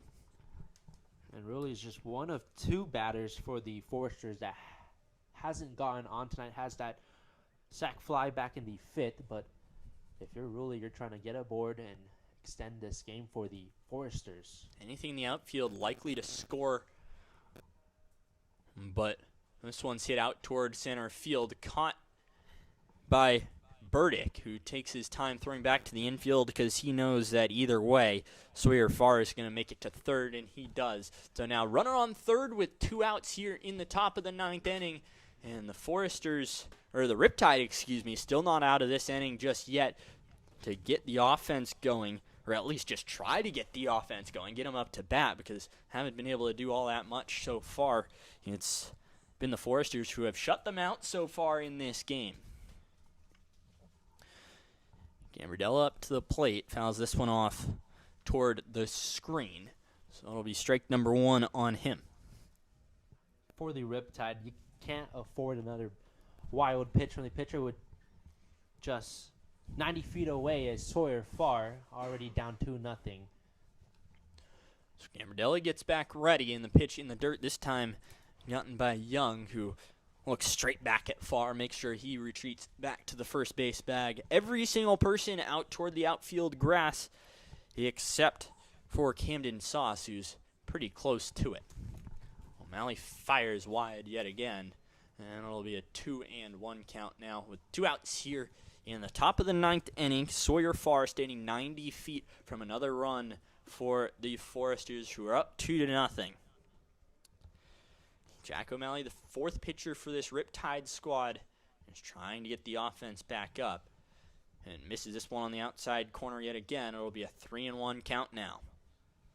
And I guess you have technically 2 free bases, but you'd a lot rather just get out of this inning. Right, and see if green light's on for Gambardella here. Certainly was, as he fouls it off to the screen, and now will be 3-2 with 2 outs. As Sawyer Farr standing on third, and a huge pitch for Jack O'Malley to try and get his team out of this half inning and into the dugout to have 3 outs to find 2 runs. The 3-2. And he hits him on the knee. So a little bit of harm done toward Gambardella, but at the same time, no runs will come across, and you'll just find a new batter, this time only with man on first and third instead of just one on third. Jack O'Malley, nice job battling to get back into that count. It's unfortunate that he hit him and runners are on the corners, but it's still 2 outs here. You could still get the final out at the plate. Second time Gambardella's been hit by a pitch so far in this game, and the second straight at bat as well. So it'll be Navarro stepping in. And a good play from Young to keep that one in front of him. Only rolls out just barely into the infield for ball number 1. Still with 2 outs, men on first and third though, so a little bit of a different situation. Farr is standing on third. Gambardella is standing on first. Navarro is in the batter's box. He's playing left field so far in this game. There's a little bit of confusion. Yeah, one of the coaches for the Foresters walked out there, had a quick word with Larry Pfister, and back into the dugout. Looks like possibly a pinch runner out there at second, and it is. Liam Keithley comes out. Inside pitch into the dirt. But Sawyer Farr thinks nothing of it. So for everyone keeping score at home, that means Vincent Gambardella is coming out. Liam Keithley comes in. And he's pinch running. Liam Keithley, no stranger to this role at Cal Lutheran, appeared only as a base runner or a fielder over there this year. A good base runner they have on first here. So Keithley's ready to go. He steals second easily on the first and third play. As Young drops one in front of him and looks towards second, knows there's no need to throw there. He's got to focus at the man at home. So they have another free base, I guess, now in a 3-0 count with 2 outs here in the top of the 9th inning. Malley settles and fires. And a 4-pitch walk will send Nabarro over to first. So bases loaded now for the top of the lineup with Maddox Mandino stepping in. And he's had a bunt single so far today. Hasn't reached on anything else, as head coach Brian Evans will slowly walk out toward the mound now for the Riptide. There is action in the bullpen. It's Nathan Hellman out there who, correct me if I'm wrong, I think he did play yesterday in that game. Did you see any? He did not play yesterday in the game, but ready to come out today in this one if he has to for the past little bit. As Brian Evans just trying to slow things down, knows top of the lineup is here and ready to go.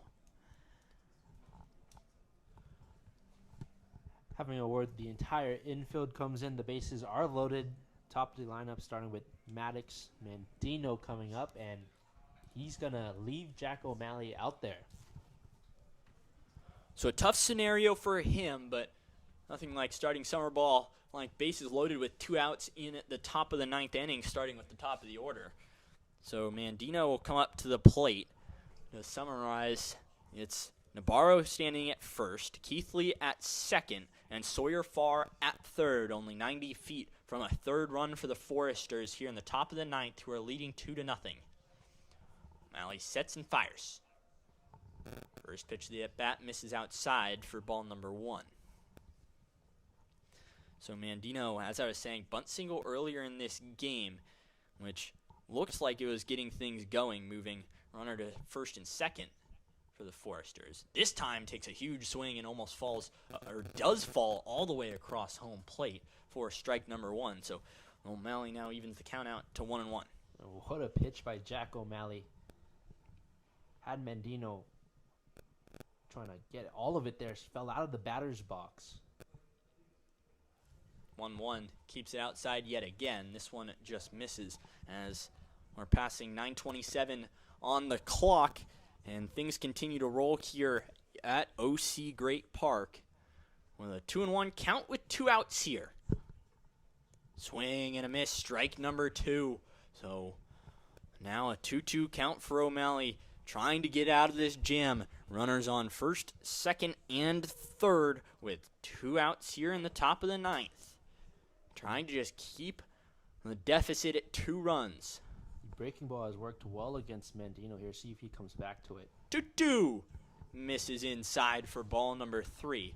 Just keeps the suspense growing as a 3-2 with 2 outs. And the fans here at Great Park start to make some noise, realizing this is a very big pitch coming up.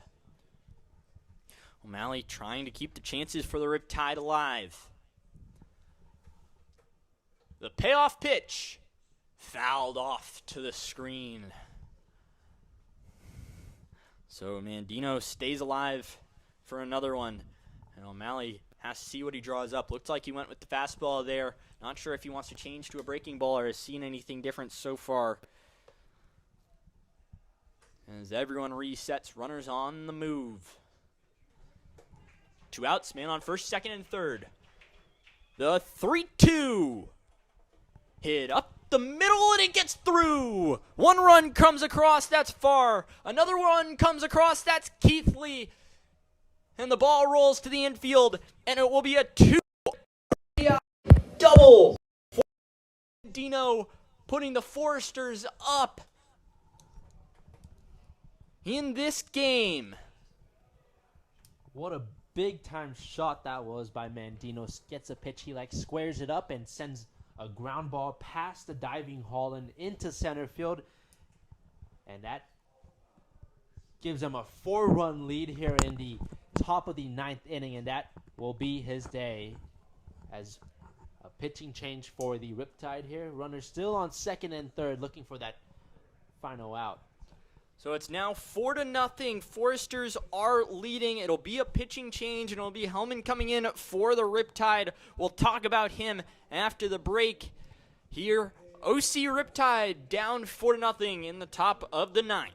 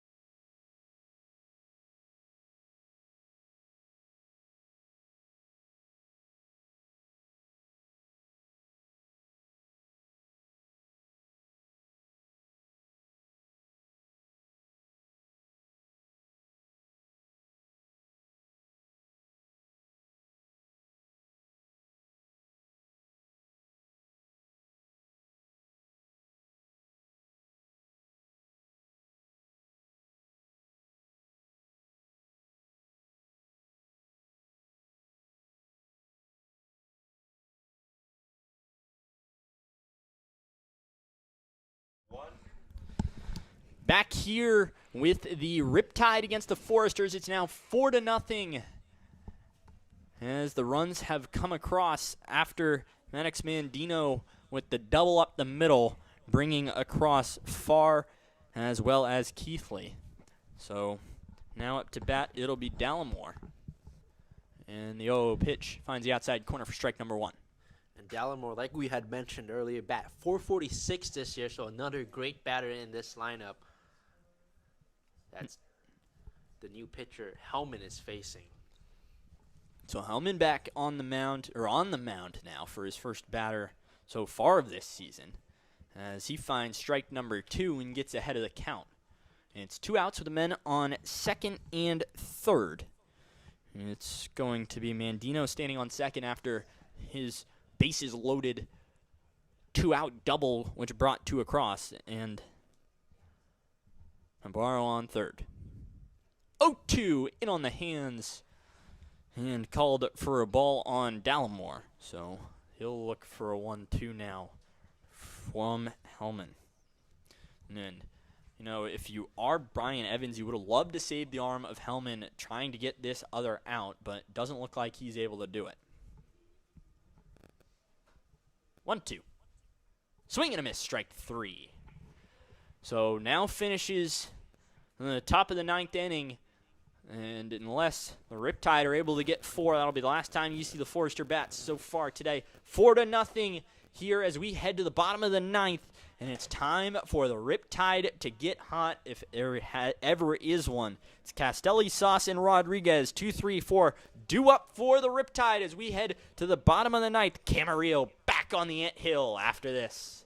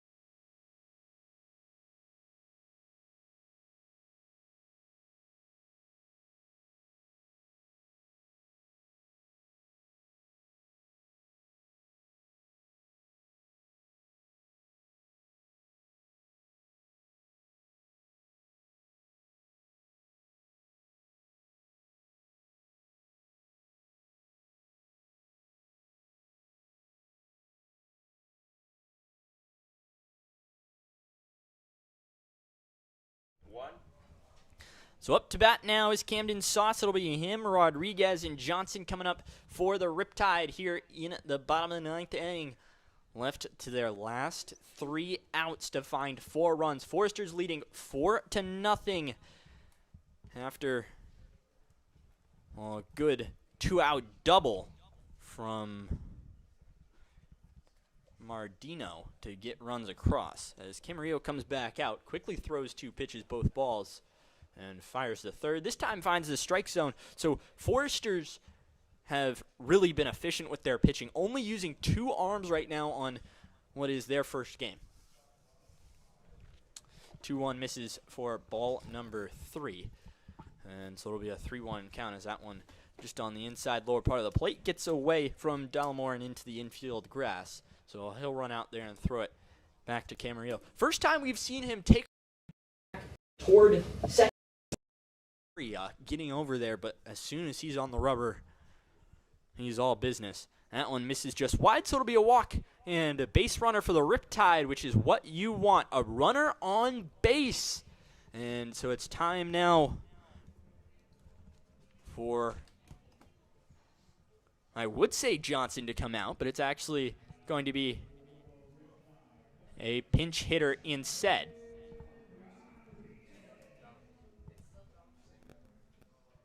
or it's Jonathan Rodriguez, excuse me. I was already a batter ahead. I was thinking too far ahead as Sauce now stands on first. Rodriguez now digs in.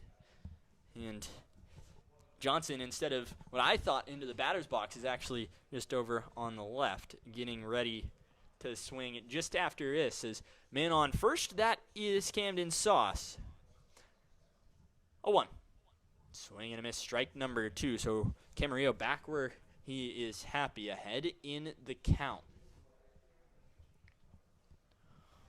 There's an 0-2 count upcoming. Camarillo is definitely going to be ready to fire as soon as Rodriguez is in there. Hits the glove of Dallimore and finds the dirt. But it's a strike 3 either way, so it caught the inside part of the corner, and Jonathan Rodriguez will be sat down. And now it'll be Luke Johnson coming to the plate, and the Riptide are down to their final 2 outs now. As Johnson earlier in this game has lined out and struck out as well earlier as he watches ball number 1 go by. Also grounded out to third base, so yet to reach so far in this game as Camarillo gets set for the 1-0. Moves quickly, misses on the inside corner, so now 2-0 with 1 out. Runner on first base. That is Camden Sauce after Jonathan Rodriguez went down to the strikeout. And 2-0. Catch the outside corner for strike number 1. So a 2-1 count now from Camarillo, who really is just great to watch him, how quickly he can move. But not only that, but how he continues to do it inning after inning, the stamina and endurance to keep going. 2-1 check swing, he did go. So it'll be a 2-2 count now with 1 out. Foresters up 4-0 here in the bottom of the 9th inning. And things aren't looking too great for the Riptide so far. Only 2 outs left to find something. This ball is chopped out to third. Looking to throw to second. Out number 1. And throws on to first. He is safe. So a tough double. It was not made. Mumau, a throw over to Farr, who just couldn't get it quickly enough to Hoover, but able to get 1 out. So not necessarily what the Riptide wanted as Johnson stands on first. And Tyler Holland comes in for his second at-bat so far in this game after pinch hitting back in the 7th. Camarillo, 0-0 changeup, finds a swinging Holland. And strike number 1. So Foresters leading 4-0, barring anything crazy going on. This will be first win of the season in their first game that they play, and the Riptide possibly falling to 0-2 early in this season, but still a runner on, still bats ready to swing. And the number that I'm seeing out there in the outfield, 2 hits for the Riptide. They do go down losing. That's what would be the problem. Backhanded play at third from Mumau, throws over to first to Hoover, and you can call 1. As the Foresters take the here in Orange County, the Riptide are shut out in game number 2. Not necessarily what I was expecting to say. What did you see overall in this game so far? What was the problem for the Riptide, and what did you see the Foresters doing so well? Well, the 2 hits on the run on the board that you just mentioned needs to be addressed, but credit the pitching staff for the Foresters. Just 2 pitchers, Hudson Barrett, a great start for him, and Frank Camarillo took care of business down the line. And this is a tough start to the season, 0-2, not how you wanted to start the year, but they're going to have to figure it out and quickly, because tomorrow, a game against the Philippines, they drop their first official league matchup to the Santa Barbara Foresters, and they'll face them here in a couple weeks. So, against Philippines baseball can join us here. Aiden Pham, Andrew Geisler will still be on the call. Hewan Fitzpatrick and Sam Evans, they'll be here as well. So all of us, you'll hear us on the Riptide broadcast, whether we're radio or TV, we'll be everywhere. Riptide fall 4-0 and drop to 0-2 on the season, and the Foresters win and go to 1-0. We thank you for listening in to this broadcast. It's about that time for us here at Great Park. We will bid you adieu.